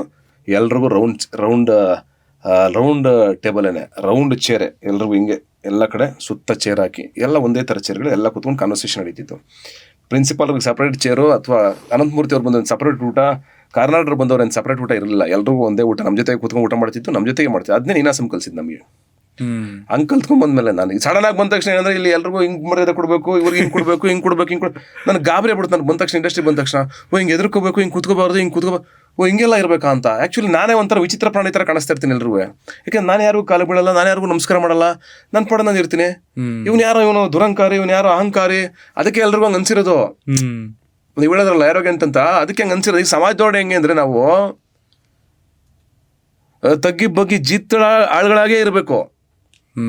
ಅವಾಗ ಮಾತ್ರ ಅವ್ನು ಒಳ್ಳೆಯವನು ಹಂಬಲ್ ಅಂತ. ಹಿಂಗಿದ್ರೆ ನೀವು ಸ್ವಲ್ಪ ಹಿಂಗಿದ್ರು ಅದು ಪ್ರಾಬ್ಲಮೆಟಿಕ್ಕು. ಅದಕ್ಕೆ ಹೆಸರುಗಳು ಏನೇನು ಇಟ್ಟಿರ್ತಾರೆ, ಆರೋಗ್ಯನ್ಸು, ಇನ್ನೊಂದು ಮತ್ತೊಂದು ಎಲ್ಲ ಇಟ್ಟಿರ್ತಾರೆ. ಅಷ್ಟೆಲ್ಲ ತಲೆ ಕೆಡ್ಸ್ಕೊಂಡು ಭಯ ಪಡ್ಕೊಂಡು ಬದುಕೋದಾದ್ರೆ ನಾನು ಇಲ್ಲಿವರೆಗೂ ಬರೋಕ್ಕಾಗ್ತಿತ್ತಾ? ಅದಕ್ಕೆಲ್ಲ ವರಿ ಮಾಡ್ಕೊಳ್ಬೇಕು. ನಾವು ಯಾರನ್ನು ರೆಸ್ಪೆಕ್ಟ್ ಮಾಡ್ಬೇಕು, ಎಲ್ಲೆಲ್ಲಿ ಮಾಡಬೇಕು ನಾವು ಮಾಡ್ತೀವಿ. ನಮ್ಗೆ ಗೌರವ ಇದೆ, ಅದು ನನ್ನ ಮಾತಲ್ಲಿರುತ್ತೆ, ನನ್ನ ಬರವಣಿಗೆನಲ್ಲಿರುತ್ತೆ. ಅದೆಲ್ಲ ನಾನು ಕಾಲಿಗೆ ಬಿದ್ದರೆ ಮಾತ್ರ ಗೌರವ ಅಂತ ಏನಿಲ್ಲ, ಅಥವಾ ನಾನು ಹಿಂಗೆ ಕೂತ್ಕೊಂಡ್ರೆ ಇಷ್ಟು ಮಾತಾಡ್ಸಿದ್ರೆ ಮಾತ್ರ ಗೌರವ ಅಂತ ಹಂಗೆಲ್ಲ ಏನಿಲ್ಲ. ಅದು ಅವ್ರವ್ರು ಡಿಸೈಡ್ ಮಾಡ್ಕೊಳ್ಳೋದು, ಅವ್ರವ್ರ ಡಿಸಿಷನ್ ಅದು. ಈಗ ಅಣ್ಣವ್ರ ಮನೇಲಿ ಹುಟ್ಟಿದ್ದೇನೆ ನಾನು, ಇಲ್ಲ ತಾನೆ. ಬಟ್ ಯಾಕೆ ಅವರು ಅಷ್ಟು ಇಷ್ಟಪಡ್ತೀವಿ? ಅಂಬರೀಷ್ ಅಣ್ಣ ಯಾಕೆ ಅಷ್ಟೊಂದು ಇಷ್ಟಪಡ್ತೀವಿ, ಯಾಕೆ ಅಷ್ಟೊಂದು ಗೌರವಿಸ್ತೀವಿ? ಗೌರವ ಅನ್ನೋದು ಒಂದು ಮ್ಯಾಂಡೇಟ್ರಿ, ಅಂದರೆ ಒಂದು ಇದಲ್ಲ, ಅದು ಒಂದು ಟೈಪು ಅಲ್ಲ. ಅದು ಅಂದರೆ ಹಿಂಗಿದ್ರೇ ಅದು ಗೌರವ ಕೊಡ್ತಾವ್ರೆ, ಇಲ್ಲ ಕೊಡ್ತಾ ಇಲ್ಲ ಅಂತಲ್ಲ ಅದು. ನಾನೇ ಹೇಳ್ತೀನಿ ಸುಮಾರು ಸಲ, ಬರ್ತಾ ಇದ್ರೆ ಯಾರು ಕಾರು ಬರಬೇಡಿ ಹೋಗಿ ಅಂತೀನಿ ನಾನು. ಬರಬೇಡಿ ಹೋಗ್ತೀನಿ ಹೋಗಿ ಅಂತೀನಿ. ಯಾರೋ ಕೂತಿರ್ತಾರೆ, ಕೂತ್ಕೊಳ್ಳಿ ಅಂತಂತೀನಿ ನಾನು. ಯಾಕೆ ನಿಂತಿದ್ದಾರೆ? ಕೂತ್ಕೊಳ್ಳಿ ಅಂತಂತೀನಿ. ಯಾಕೆ? ಅನವಶ್ಯಕ ಅಂತ. ವಾಯ್? ಯಾಕೆ? ಎಲ್ಲರೂ ಒಂದೇ ತಾನೆ, ಎಲ್ಲರೂ ಈಕ್ವಲ್ ತಾನೆ.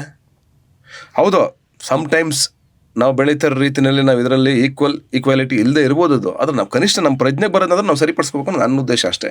ಅದರ ಬಿಟ್ಟು ಯಾವ್ದಾದ್ರು ಫ್ಯಾನು ಅಥವಾ ನಿಮ್ಮ ಜೊತೆಗಿರೋರು ನಿಮ್ಮ ಸಿನಿಮಾಗಳು ಕಿರಿಯ ಸ್ಟಾರ್ಟ್ ಆದಾಗಿಂದ ಇಲ್ಲಿವರೆಗೂ ಕೊಟ್ಟಿರುವಂತಹ ಒಂದು ಕ್ರಿಟಿಕ್ಕು ಇವತ್ತು ನಿಮಗೆ ಕಾಡುತ್ತೆ ಅಂದರೆ ಯಾವ್ದಾದ್ರು ಇದೆಯಾ? ಆ ಥರ ಇದೆ. ನನಗೆ ತುಂಬ ಜನ ಡೈರೆಕ್ಟಾಗಿ ಕ್ರಿಟಿಕ್ ಮಾಡ್ತಾರೆ. ಚೆನ್ನಾಗಿರಲ್ಲ ಅಣ್ಣ ನೀವು ಮಾಡಿದ್ದು, ಅಥವಾ ಚೆನ್ನಾಗಿಲ್ಲ ಸರ್ ನೀವು ಮಾಡಿದ್ದು, ಅದು ಚೆನ್ನಾಗಿಲ್ಲ ಕಣ ನೀವು ಮಾಡಿದ್ದು, ಚೆನ್ನಾಗಿಲ್ಲಪ್ಪ ನೀವು ಮಾಡಿದ ಪಿಕ್ಚರು ಅಂತಲೇ ಅಂದ್ಬಿಡ್ತಾಳೆ ಅವಳು. ಅವೆಲ್ಲ ಇದಾವೆ, ಅವೆಲ್ಲ ನಾವು ತಲೆ ಕೆಡಿಸ್ಕೊಳಕ್ ಹೋಗಲ್ಲ. ನಾನು ಅದನ್ನ ಆರಾಮಾಗಿ ತಗೋತೀನಿ. ಆಮೇಲೆ ನಾನೇ ಹೇಳ್ತೀನಲ್ಲ, ಈ ಸಿನಿಮಾ ಚೆನ್ನಾಗಿ, ನನಗೇನು ಅಷ್ಟೊಂದು ಇಷ್ಟ ಆಗಿಲ್ಲ ನಾನು ಮಾಡಿದ ಸಿನಿಮಾ ಅಂತ ನಾನೇ ಒಪ್ಕೊಂಡ್ಬಿಡ್ತೀನಿ. ಅದನ್ನ ನಾನೇ ಕ್ರಿಟಿಕ್ ಮಾಡಿ, ನನ್ನಷ್ಟು ಚೆನ್ನಾಗಿ ಕ್ರಿಟಿಕ್ ಮಾಡೋರು ಇನ್ನೊಬ್ಬ ಇಲ್ಲ. ನಂಗೆ ಗೊತ್ತಾಗುತ್ತೆ ಈ ಸಿನಿಮಾ ಚೆನ್ನಾಗಿದೆ, ಈ ಸಿನಿಮಾ ಚೆನ್ನಾಗಿ ಬಂದಿಲ್ಲ. ಇದನ್ನ ನಾನು ತುಂಬಾ ಕಾನ್ಫಿಡೆಂಟಾಗಿ ಹೇಳ್ಬೋದು ಜನಕ್ಕೆ. ಇದನ್ನ ಹೇಳಕ್ ನಂಗೆ ಭಯ ಆಗುತ್ತೆ, ಅದೆರಡು ನನಗೆ ಗೊತ್ತಾಗುತ್ತೆ. ನನ್ನಲ್ಲಿರೋ ನ್ಯೂನ್ಯತೆಗಳು ನಂಗೆ ಗೊತ್ತಾಗುತ್ತೆ. ನಾನು ಮಲ್ಕೊಂಡಾಗ ನಾನು ಇವತ್ತು ತಪ್ಪು ಮಾಡಿದೆ, ಇವತ್ತು ಸರಿ ಮಾಡಿದೆ, ಇವತ್ತು ಚೆನ್ನಾಗಿ ಆ್ಯಕ್ಟ್ ಮಾಡಿದೆ, ಚೆನ್ನಾಗಿ ಮಾಡಿಲ್ಲ, ಈ ಸಿನಿಮಾ ಚೆನ್ನಾಗಿದೆ ನಂದು, ಈ ಸಿನಿಮಾ ಚೆನ್ನಾಗಿಲ್ಲ, ಎಲ್ಲ ನನಗೆ ಗೊತ್ತು. ಅದನ್ನೇನು ಬೇರೆಯವ್ರ ಹತ್ರ ಹೇಳ್ಸ್ಕೊಬೇಕಾದ ಅವಶ್ಯಕತೆ ಇಲ್ಲ. ನಾನೇ ಆಡಿಯನ್ಸ್ ಅಲ್ವಾ, ನಾನೇ ಚಿಕ್ಕ ವಯಸ್ಸಿಂದ ಸಿನಿಮಾ ನೋಡ್ತಾ ಬೆಳೆದಿರೋನು. ನಿಮ್ಮ ಇಂಟ್ಯೂಷನ್ಸ್ ವರ್ಕ್ ಆಗಿದೆಯಾ? ಅದೇ ರೀತಿ 100% ವರ್ಕ್ ಆಗಿದೆ. ಸಾಂಗ್ ಜಜ್ಮೆಂಟಲ್ಲಿ ನಾನು ತುಂಬ ಜನ ಕೇಳ್ತಾರೆ, ನನ್ನ ಫ್ರೆಂಡ್ಸ್ ಎಲ್ಲ. ಇವತ್ತಿಗೂ ಮ್ಯೂಸಿಕ್ ಡೈರೆಕ್ಟರ್ಗಳು ನನ್ನ ಫ್ರೆಂಡ್ಸ್ ಎಲ್ಲ ಕೇಳ್ತಾರೆ, ಈ ಸಾಂಗ್ ಚೆನ್ನಾಗಿದೆ ಕೇಳ್ಬಿಟ್ಟು ಹೇಳು ಅಂತ ನನಗೆ ಕೇಳ್ತಾರೆ. ಪೂರ್ಣೊಂದೊಂದು ವರ್ಕ್ ಆಗೋದೇ ಹಂಗೆ. ನಾನು ವಂಶಲೇಖ ಅವ್ರ ಸಾಂಗ್ಗಳನ್ನ ನಾನು ಚಿಕ್ಕ ವಯಸ್ಸಿಂದ ಕನ್ನಡ ಸಾಂಗ್ಗಳನ್ನ ಕೇಳ್ತಾ ಬೆಳೆದನು, 80s ಸಾಂಗ್ಗಳನ್ನ. ನಮ್ಗೆ ಗೊತ್ತಿಲ್ಲದಂಗೆ ನಮ್ಮೊಳಗಡೆ ಒಂದು ಟೇಸ್ಟ್ ಬೆಳೆದಿರುತ್ತೆ ಮ್ಯೂಸಿಕಲ್ಲಿ. ಅದನ್ನು ಆಚೆ ತೆಗೆದು ಹೆಂಗೆ ಅದಕ್ಕೆ ಒಂದು ರೂಪ ಕೊಡಬೇಕು ಅನ್ನೋದು ಭಾಳ ಮುಖ್ಯ. ಆ ವಿಚಾರದಲ್ಲಿ ಸಾಂಗಲ್ಲಿ ನಾನು ಪೂರ್ಣ ಇಬ್ಬರು ಒಟ್ಟಿಗೆ ಕೂತ್ಕೊಂಡು ವರ್ಕ್ ಮಾಡ್ತೀನಿ ನಮ್ಮ ಸಿನಿಮಾಗಳಿಗೆಲ್ಲ. ಆ ಕೊಲಾಬ್ರೇಷನ್ ಇರುತ್ತೆ ನಮ್ಮ ಮಧ್ಯೆ. ಎಷ್ಟು ನಂಬಿಕೆ ಇದೆ ರೈಸ್ ಆಫ್ ಅಶೋಕ ಬಗ್ಗೆ? ರೈಸ್ ಆಫ್ ಅಶೋಕ ಬಗ್ಗೆ ನಂಬಿಕೆನ ಅಳತೆ ಮಾಡೋಕ್ಕಾಗಲ್ಲ, ಹಿಂಗೆ ಅಂತ ಹಂಗಲ್ಲ. ಬಟ್ ನಾವಂತೂ ನಾನು ಹೇಳಬಲ್ಲೆ, ಒಂದು ಹೊಸ ಪ್ರಪಂಚ, ಒಂದು ಅದ್ಭುತವಾದ ಸಿನಿಮಾ ಮಾಡಿದ್ದೀವಿ. ನೀವೆಲ್ಲ ನೋಡಿ, ಯಾರೂ ಬೈಕೊಂಡು ಹೋಗೋ ಥರ ಸಿನಿಮಾ ಅಂತೂ ಮಾಡಿಲ್ಲ. ನೀವು ನೋಡಿ ಥ್ರಿಲ್ ಆಗೋ ಥರ ಸಿನಿಮಾ ಅಂತೂ ನಾವು ಮಾಡಿದ್ದೀವಿ. ನಂಬಿಕೆ ಆಫ್ಕೋರ್ಸ್ ಒಬ್ಬ ಆ್ಯಕ್ಟರ್ ಆಗಿ, ಒಬ್ಬ ನಿರ್ಮಾಪಕನಾಗಿ ನನಗೆ 100% ನಂಬಿಕೆ ಇದೆ. ನಾವು ಗೆದ್ಕೊಂಡ್ಬಂದೇ ಬರ್ತೀವಿ, ಗೆಲ್ತೀವಿ. ಕರ್ನಾಟಕ, ತಮಿಳ್ನಾಡು, ಆಂಧ್ರದಲ್ಲಿ 3 ಕಡೆ ಗೆದ್ಕೊಂಡ್ಬರ್ತೀವಿ ಅಂತ ತುಂಬ ನಂಬಿಕೆ ಇದೆ. ಇಂಡಸ್ಟ್ರಿಲಿ ಸೀನಿಯರ್ಸು ನೀವು ಬಂದಾಗಿಂದ ಯಾವ್ದಾದ್ರು ಹೇಳಿರುವಂತಹ ಮಾತು, ಅದು ನಿಮಗೆ ವರ್ಕ್ ಆಗಿರೋದು ಅಥವಾ ರೆಸೋನೇಟ್ ಆಗೋದು ಮತ್ತೆ ಹೌದಲ್ವಾ, ಎಂಥ ಮಾತು ಹೇಳಿದ್ರು ಅಂತ ಅನ್ಸೋದು ಯಾವ್ದಾದ್ರು ಇದೆಯಾ? ಅಪ್ಪು ಸರ್, ನಾನು ಎಷ್ಟು ಡ್ರಾಮಾ ಸಿನಿಮಾ ಅಲ್ಲ, ನಂದು ಎಷ್ಟು ಡ್ರಾಮಾ ಸಿನಿಮಾ ನಡೀತಾ ಇತ್ತು ಶೂಟಿಂಗು. ಅವಾಗ ಎಷ್ಟು ಅವ್ರ ಸಿಸ್ಟರ್ದು ಮದುವೆ, ಎಲ್ಲಿ ಸಿಂಧೂರ ಚೌಟ್ರಿ, JP ನಗರ, ಬನಶಂಕರಿ ಸಾರಕ್ಕಿ ಸಿಗ್ನಲ್ ಇದೆಯಲ್ಲ, ಅಲ್ಲಿ ನಿಂತಿದ್ದೆ ಸೈಡಲ್ಲಿ. ನಾನು ಸೈಡಲ್ಲಿ ನಿಂತಿದ್ದಾಗ ಆಚೆ ಕಡೆ ನಿಂತಿದ್ವಿ. ನಾನು ಇನ್ನೂ ಅವಾಗೇನೋ ಫೇಮಸ್ ಆಗಿರಲಿಲ್ಲ. ಅವಾಗ ಒಂದು ಫೋನ್ ಬಂತು, ಹಿಂಗೆ ಅಲ್ಲ ಅಪ್ಪು ಸರ್ ಕಾರು ಹೋಯ್ತು, ಹಿಂಗೆ ಮದುವೆಗೆ ಬಂದರು. ಬರ್ತಿದ್ದಂಗೆ ಜನ ಕ್ರೌಡ್ ಒಂದು ಚೀರ್ತಾಯಿದ್ರು. ಒಳಗಡೆ ಹೋದ್ರು. ಒಳಗಡೆ ಹೋಗ್ಬಿಟ್ಟು ಆಚೆ ಬರ್ತಿದ್ದಂಗೆ ಏನೋ ನೋಡ್ತಿದ್ದಂಗೆ, ಆಚೆ ಬರ್ತಿದ್ದಂಗೆ ನಂಗೆ ಪಾಸ್ ಆಯ್ತು. ಪುನಃ ಕಾರು ವಾಪಸ್ಸು ಮನೆ ಕಡೆ ಹೊರಟ್ರವರು. ಹೋಗ್ತಿದ್ದಂಗೆ ನನಗೆ ಒಂದು ಫೋನ್ ಬಂತು, ತೆಗೆದೆ. ನನ್ನ ಹತ್ರ ಅವ್ರ ನಂಬರ್ ಇತ್ತು. ನೀವು ಅಲ್ಲಿ ನಿಂತಿದ್ರೆ ನಂಗೆ ಗೊತ್ತಾಗಲ್ಲ ಅನ್ಕೊಂಡಿದ್ದೀರಾ, ನನ್ನ ಮಾತಾಡ್ಸಲ್ವ ನೀವು ಅಂತಂದರು. ನಾನು ಸಾರ್ ಅಂತಂದೆ. ಸಾರ್ ಎಲ್ಲಿ ಸಾರ್ ನೀವು, ಪಾಪ ನಿಮ್ಮನಲ್ಲಿ ಅಲ್ಲಿ ಒಳಗಡೆ ಬರೋಕ್ಕೆ ಜಾಗ ಇಲ್ಲ ಸರ್, ಅಷ್ಟು ಕ್ರೌಡ್ ಇತ್ತಲ್ಲ ಸರ್, ಆಮೇಲೆ ನಿಮ್ಗೆ ತೊಂದರೆ ಆಗುತ್ತೆ ಅಂತ ನಾವು ಬರಲಿಲ್ಲ ಸರ್, ನಮ್ಮನ್ನೆಲ್ಲಿ ಕಾಣ್ತೀವಿ, ನಾವೆಲ್ಲಿ ಕಾಣ್ತೀವಿ, ನಿಮಗೇನು ಸುಮ್ಮನೆ ಇದೆ ಸರ್ ಅಂತ ಪಟ್ ಅಂತ ಫೋನ್ ಮಾಡಿ ಮಾತಾಡಿ ಪಂಚರಂಗಿ ರಿಲೀಸ್ ಆದಾಗ ಪಂಚರಂಗಿ ನೋಡಿಬಿಟ್ಟು ತುಂಬ ಚೆನ್ನಾಗಿ ಆ್ಯಕ್ಟ್ ಮಾಡಿದ್ದಾರೆ. ಯಾರವರು ಅಂತ ಭಟ್ರು ಕೇಳಿ ಸಖತ್ ಆ್ಯಕ್ಟ್ರು ಅಂತ ತುಂಬ ಎಂಜಾಯ್ ಮಾಡಿ. ಅದಾದ್ಮೇಲೆ ಅಣ್ಣ ಬಂಡಲ್ಲಿ ಆ್ಯಕ್ಟ್ ಮಾಡಿದ್ವಿ ಇಬ್ರು ಒಟ್ಟಿಗೆ. ಪರಮಾತ್ಮದಲ್ಲಿ ಆ್ಯಕ್ಟ್ ಮಾಡಿದ್ವಿ. ರಾಕೆಟ್ ಸಿನಿಮಾಗೆ ಹಾಡು ಕೊಟ್ಟರು. ರಾಕೆಟ್ ಸಿನಿಮಾ ಹಾಡನ್ನು ಬಿಡುಗಡೆ ಮಾಡಿಕೊಟ್ರು. ಅಯೋಗ್ಯ ಸಿನಿಮಾದ ಹಾಡನ್ನು ಬಿಡುಗಡೆ ಮಾಡಿಕೊಟ್ರು. ಯಾವಾಗಲೂ ನನ್ನ ಕಂಡ್ರೆ ಭಾಳ ಪ್ರೀತಿಯಿಂದ ಇಷ್ಟಪಡ್ತಾ ಇದ್ದ ಜೀವ ಅವರು. ಅದು ಬಿಟ್ಟರೆ ಈಗ ಫಾರ್ ಎಕ್ಸಾಂಪಲ್ ಈಗ ನಾವು ಯಾರನ್ನು ಒಬ್ಬರನ್ನ ಇದಲ್ಲ ಅಂದರೆ ಎಲ್ಲರದ್ದು ಓಲೈಕೆ ಅಲ್ಲ, ಅವ್ರವ್ರು ಮಾಡೋದನ್ನ ನಾವು ಹೇಳೋದ್ರಲ್ಲಿ ಏನು ತಪ್ಪಿಲ್ಲ. ಈ ದರ್ಶನ್ ಸರ್ ಆಗಲಿ ನಮ್ಗೆ ಬಂದು ಮ್ಯಾಟ್ನಿ ಸಾಂಗ್ನ ಬಿಡುಗಡೆ ಮಾಡಿಕೊಟ್ರು. ಬ್ಯೂಟಿಫುಲ್ ಮನಸ್ಸುಗಳು ಸಾಂಗ್ ಬಿಡುಗಡೆ ಮಾಡಿಕೊಟ್ರು. ಕರೆದ ತಕ್ಷಣ ಒಂದೇ ಮಾತು ಆಯ್ತಿರೋ ಬರ್ತೀನಿರೋ, ಓಕೆ ಇರೋ ಬರ್ತೀನಿರೋ. ಅವ್ರು ಯಾವತ್ತೂ ಅಷ್ಟೇ ತುಂಬ ರೆಸ್ಪೆಕ್ಟಿಂದ ನಡ್ಸ್ಕೊತಾ ಇದ್ರು. ಅವ್ರಾಗ್ಬೋದು. ಆಮೇಲೆ ಅವ್ರು ನನ್ನ ಬಗ್ಗೆ ತುಂಬ ಒಳ್ಳೊಳ್ಳೆ ಮಾತುಗಳು ಮ್ಯಾಟ್ನಿ ರಿಲೀಸ್ ಟೈಮಲ್ಲಿ ಆಡಿದ್ದಾರೆ. ಸುದೀಪ್ ಸರ್ ಬ್ಯೂಟಿಫುಲ್ ಮನಸ್ಸುಗಳಿಗೆ ನಿಂತ್ಕೊಂಡು ಜೊತೆ ನಿಂತ್ಕೊಂಡಿದ್ದಾಗ್ಬೋದು. ಯಾವಾಗಲೂ ಅಣ್ಣನ ಥರ ನಿಂತ್ಕೊಂಡು ಆ ಸಿನಿಮಾಗೆ ಪಕ್ಕದಲ್ಲಿ ನಿಂತ್ಕೊಂಡು ಅಷ್ಟು ಉದ್ದ ಮಾತಾಡಿ ಆ ಸಿನಿಮಾಗೆ ಪ್ರಮೋಷನ್ಗಾಗಲಿ 15 ನಿಮಿಷ ಕಂಟೆಂಟ್ ಕೊಟ್ಟಿದ್ರು ಅವರು ಸಿನಿಮಾ ಬಗ್ಗೆ ಮಾತಾಡಿ. ಆ ಪ್ರೀತಿ ಆಗ್ಬೋದು. ನನಗೆಲ್ಲ ಒಳ್ಳೇದು ಮಾಡಿದ್ದಾರೆ. ಯಾಕ್ರಿ ನಾನು ಒಬ್ಬರು ನೇಟ್ ಮಾಡಲಿ. ಈಗ ಯಶ್ ಆಗ್ಬೋದು, ಆಮೇಲೆ ರವಿ ಸರ್ ಆಗ್ಬೋದು. ರವಿ ಸರ್ ಯಾವಾಗ ಸಿಕ್ಕರು ಹೇಳ್ತಾರೆ ನೀನೋ ಒಂದು ಬೇರೆ ಥರ ಮಾಡ್ತೀಯ ಕಣೋ ಸಿನಿಮಾನ, ತುಂಬ ಪ್ಯಾಷನೇಟ್ ಆಗಿದೆಯಾ ನೀನು, ಸಾಕತ್ತ ಮಾಡ್ತೀಯ ಕಣೋ ಅಂತ. ಅದನ್ನು ಓಪನ್ ಆಗಿ ಜೀ ಕನ್ನಡ ಒಂದು ಶೋನಲ್ಲೇ ಹೇಳಿದ್ರು ಅವರು. ಈಗ ಕರೆದ ತಕ್ಷಣ ಯೋಗ್ಯ ಟೂನಲ್ಲಿ ಒಂದು ಜೊತೆ ನಿಂತಿದ್ದಾರೆ, ಆ್ಯಕ್ಟ್ ಮಾಡ್ತಿದ್ದಾರೆ. ಇದ್ದಾರೆ ಸೀನಿಯರ್ಸ್ ತುಂಬ ಜನ. ಅಂದ್ರೆ ಎಲ್ಲರೂ ಜೊತೆ ನಿಂತಿದ್ದಾರೆ. ನಾನು ಯಾರನ್ನ ಅದೇ ನನಗೇನು ಗೊತ್ತಾ, ನನಗೆ ಯಾರನ್ನೋ ಹೇಟ್ ಮಾಡೋದು ಮತ್ತು ಯಾರನ್ನೋ ಹಿಂಗೆ ಎತ್ತೋದು ಅಥವಾ ಹಿಂಗೆ ಕೆಳಗಡೆ ಹಾಕೋದು ಅದು ಯಾವುದು ಬರಲ್ಲ ನಮಗೆ. ಯಾಕೆಂದ್ರೆ ನಾನು ಜೂನಿಯರು, ನನಗೆ ಎಲ್ಲ ಆರ್ಟಿಸ್ಟ್ಗಳು ಇಷ್ಟ. ನಾನು ಅವ್ರಿಗೆಲ್ಲರಿಗಿಂತ ಜೂನಿಯರು. ನಾನು ಅವ್ರ ಸಿನಿಮಾಗಳು ನೋಡ್ಕೊಂಡು ಬೆಳೆದಿರೋ. ನೀವು ಇವ್ರಂಗೆ ಅಂತ ಫ್ಯಾನ್ಸ್ ಥರ ಕಿತ್ತಾಡಬಾರ್ದು. ನಾವು ಫ್ಯಾನ್ಸ್ಗಳಿಗೂ ನಾನು ಅಷ್ಟೇ ಹೇಳೋದು, ಎಲ್ಲ ನಮ್ಮವ್ರನ್ನೇ, ಎಲ್ಲ ನಮ್ಮವರೇ ತಾನೆ ಆರ್ಟಿಸ್ಟ್ಗಳು. ಹೌದು. ಹೆಂಗೆ ನಾವು ಅವ್ರನ್ನ ಏಟ್ ಮಾಡೋದು ಇವ್ರನ್ನ ಏಟ್ ಮಾಡಿ ಮಾಡಿಬಿಡಿ ಅಂತ ನಾನು ಹೇಳೋದು ಬಿಟ್ರೆ, ನಾವೆಲ್ಲ ಒಂದಾಗಿರ್ಬೇಕಾದವರು. ಬೇರೆ ಬೇರೆ ರೂಪಗಳಲ್ಲಿ ಇದ್ದಾರೆ ಎಲ್ಲರೂ. ಅದನ್ನ ನೋಡಿ ಎಂಜಾಯ್ ಮಾಡಿ. ಅವ್ರ ಸಿನಿಮಾ ನೋಡಿ, ಇವ್ರ ಸಿನಿಮಾ ನೋಡಿ. ಡೆವಿಲ್ ರಿಲೀಸ್ ಆಗ್ತಿದೆ ನೋಡಿ, ಡೆವಿಲ್ ರಿಲೀಸ್ ಆಗಿದೆ ನೋಡಿ, ಮಾರ್ಕ್ ರಿಲೀಸ್ ಆಗಿದೆ ಅದನ್ನ ನೋಡಿ, ನಾಳೆ ಲ್ಯಾಂಡ್ಲಾರ್ಡ್ ಬರ್ತಾರೆ ಅದನ್ನ ನೋಡಿ. ಎಲ್ಲ ಸಿನಿಮಾಗಳನ್ನ ನೋಡಿ. ಏನು ಅದರಲ್ಲೇನು, ಈಗ ಕಾಂತಾರ ನೋಡಿದ್ರಿ, ಎಲ್ಲ ನೋಡಿ, ಎಲ್ಲ ಗೆಲ್ಲಿ ಅವ್ರಿಗೆ ಏನು ಇದು ಮಾಡ್ತಾ ಇದ್ದಾರೆ. ರಿಯಲ್ ಎಸ್ಟೇಟ್ ಏನು ದುಡ್ಡು ತಗೊಂಡೋಗಿ ಎಲ್ಲೋ ಕ್ರಿಮಿನಲ್ ಕೆಲಸಗಳಿಗೆ ಆಗ್ತಾ ಇದ್ದಾರೆ. ಇಲ್ಲ ಅಲ್ವಾ, ಸಿನಿಮಾನೇ ಮಾಡ್ತಾ ಇದ್ದಾರೆ. ಎಲ್ಲರೂ ಸಿನಿಮಾಗೋಸ್ಕರನೇ ಬದುಕ್ತಾ ಇದ್ದಾರೆ. ಅಂಡ್ ಈ ಕಮ್ಯುನಿಟಿ ಬೆಳೆದ್ರೆ ಎಲ್ಲರೂ ಬೆಳೀತಾರೆ. ಹೌದು. ಒಟ್ಟಾರೆ ನಮ್ಮ ಕಮ್ಯುನಿಟಿ ಬೆಳೀತಿದೆ. ಇಂಡಸ್ಟ್ರಿ ಇನ್ನೊಂದಷ್ಟು ಜನ್ರೇಷನ್ ಬರುತ್ತೆ. ನೆಕ್ಸ್ಟ್ ಜನ್ರೇಷನ್ ದಾಟುತ್ತದೋ, ಮುಂದಕ್ಕೆ ಹೋಗ್ತಾ ಇರುತ್ತೆ. ಇಂಡಸ್ಟ್ರಿ ಬೆಳೆದಷ್ಟು ಲಕ್ಷಾಂತರ ಜನ ಊಟ ಮಾಡ್ತಾ ಇರ್ತಾರೆ. ಜನಗಳು ಕೊಡೋ ಕಾಸಿಂದ ಲಕ್ಷಾಂತರ ಜನ ಊಟ ಮಾಡ್ತಾ ಇರ್ತಾರೆ. ಯೂನಿಟಿ ಇಲ್ಲ, ಫ್ಯಾಮಿಲಿಗಳಿರುತ್ತೆ. ಯೂನಿಟಿ ಇಲ್ಲ ಅಂತೆಲ್ಲ ಮಾತಾಡ್ತಾ ಇರ್ತಾರೆ. ಬಟ್ ನಿಮ್ಮ ವಿಷಯದಲ್ಲಿ ನಿಮ್ಮ ಸಿನಿಮಾಗಳಾಗಲಿ ಅಥವಾ ನಿಮ್ಮ ಸ್ನೇಹಿತರ ಸಿನಿಮಾಗಳಾಗಲಿ, ನೀವು ಧನಂಜಯ್ ಅವರು, ವಸಿಷ್ಠ ಅವರು ಮತ್ತೆ ನವೀನ್ ಶಂಕರ್ ಇವ್ರುಗಳೆಲ್ಲ ಒಟ್ಟಿಗೆ ನಿಂತಿರ್ತೀರ. ಅದ್ ನೋಡಕ್ಕೆ ಒಂದು ಖುಷಿ. ಅಂದ್ರೆ ಕೆಲವೊಂದು ವಿಜಯ್ ಸರ್ ಇದ್ದಾರೆ ನಮ್ಗೆ, ದುನಿಯಾ ವಿಜಯ್ ಸರ್. ಯಾವಾಗ ಕರೆದ್ರು ಬರ್ತಾರೆ, ಜೊತೆ ನಿಂತ್ಕೋತಾರೆ. ಅವರು ಅಷ್ಟೇನೆ. ಪ್ರತಿಯೊಂದು ಸಲನು ಸತೀಶ ನೀನ್ ಎಲ್ಲೇ ಇರಪ್ಪ, ನಿಂಗೆ ಏನ್ ಬೇಕಪ್ಪ, ನಾ ಬರ್ತೀನಪ್ಪ, ನೀವು ಒಂದು ಮಾತು ಕರ್ಬಿಡು, ಒಂದು ಕಾಲಕ್ಕೆ ಬಂದ್ಬಿಡ್ತಾರೆ. ಅಷ್ಟು ಪ್ರೀತಿ ಇಟ್ಕೊಂಡಿದ್ದಾರೆ, ಅಷ್ಟು ರೆಸ್ಪೆಕ್ಟ್ ಇಟ್ಕೊಂಡಿದ್ದಾರೆ ವಿಜಯ್ ಸರ್ ಆಗಲಿ. ಈ ಗೆಳೆಯರು ಬಿಡಿ, ಧನಂಜಯ ನಾನು ಎಲ್ಲ ಫ್ರೆಂಡ್ಸು, ನಾವೆಲ್ಲ ಒಟ್ಟಿಗೆ ಇದ್ದೇ ಇರ್ತೀವಿ. ಅವ್ನು ಕರೆದ ತಕ್ಷಣ ನಾನು ಹೋಗ್ಲೇಬೇಕು, ನಾನು ಕರೆದ ತಕ್ಷಣ ಅವ್ನು ಬರಲೇಬೇಕು. ಆ ಫ್ರೆಂಡ್ಶಿಪ್ ನಮಗಿದೆ. ಬಟ್ ನಮ್ಮ ಸೀನಿಯರ್ಸ್ ಅಂತ ಬಂದಾಗ ಶಿವಣ್ಣ ಆಗ್ಬೋದು, ಏನೇ ಕರೆದ್ರು ಯಾವುದಕ್ಕೆ ಆಗಲಿ ಇಲ್ಲ ಅಂತ ಒಂದು ಮಾತು ಹೇಳಲ್ಲ. ಅವರು ಯಾವಾಗಲೂ ಪಾಪ ಎಲ್ಲದಕ್ಕೂ ಬರ್ತಾರಲ್ಲ, ಯಾರು ಕರೆದ್ರು ಬರ್ತಾರಲ್ಲ. ಹೌದೌದು. ಇದು ಇಂಡಸ್ಟ್ರಿ ಒಡೆ ಚೆನ್ನಾಗಿದೆ. ಈಗ ಹೆಣ್ಮಕ್ಳು ತಗೊಳ್ಳಿ, ಎಲ್ಲ ಹೀರೋಯಿನ್ಗಳು ತಗೊಳ್ಳಿ ನೀವು, ಅವರು ಅಷ್ಟೇನೆ ಪಾಪ ಹೆಣ್ಮಕ್ಳು. ರಚಿತಾ ರಾಮ್ ಇರಲಿ, ಅದಿತಿ ಇರಲಿ, ಆಮೇಲೆ ನನ್ನ ಜೊತೆ ಆ್ಯಕ್ಟ್ ಮಾಡೋರು ಶ್ರುತಿ ಇರಲಿ, ಆಮೇಲೆ ಸಂಜನಾ ಇರಲಿ, ಯಾರೋ ನಮ್ಮ ಸಪ್ತಮಿ ಗೌಡ, ನಾನು ಯಾರನ್ನೂ ಏನು ಇದು ಮಾಡ್ತಾ ಇಲ್ಲ ಅಂದರೆ ಎಲ್ಲರೂ ಪಾಪ ಜೊತೆ ನಿಂತ್ಕೋತಾರೆ. ಏನೇ ಒಂದು ಹೇಳಿದ್ರು ಒಂದು ಸಪೋರ್ಟ್ ನಿಂತ್ಕೋತಾರೆ. ಅಂದರೆ ಕರೆದ ತಕ್ಷಣ ಬರ್ತಾರೆ. ಬೇರೆ ಎಲ್ಲ ಹೀರೋಯಿನ್ಗಳು ಅಷ್ಟೇನೆ. ಬರೀ ನಾವು ಹೀರೋಗಳ ಬಗ್ಗೆನೇ ಮಾತಾಡ್ತಾ ಇರ್ತೀವಿ, ಬರೀ ನಮ್ಮ ಬಗ್ಗೆನೇ ಮಾತಾಡ್ತೀವಿ. ಹೀರೋಯಿನ್ಗಳು ಅಷ್ಟೇ ಪಾಪ, ಅವರು ಎಲ್ಲ ಜೊತೆ ನಿಂತು ಅವರಿಂದ ತಾನೇ ಇಂಡಸ್ಟ್ರಿ ಇದೆ, ಅವರಿರೋದಕ್ಕೂ ತಾನೇ ಇಂಡಸ್ಟ್ರಿ ಇದೆ.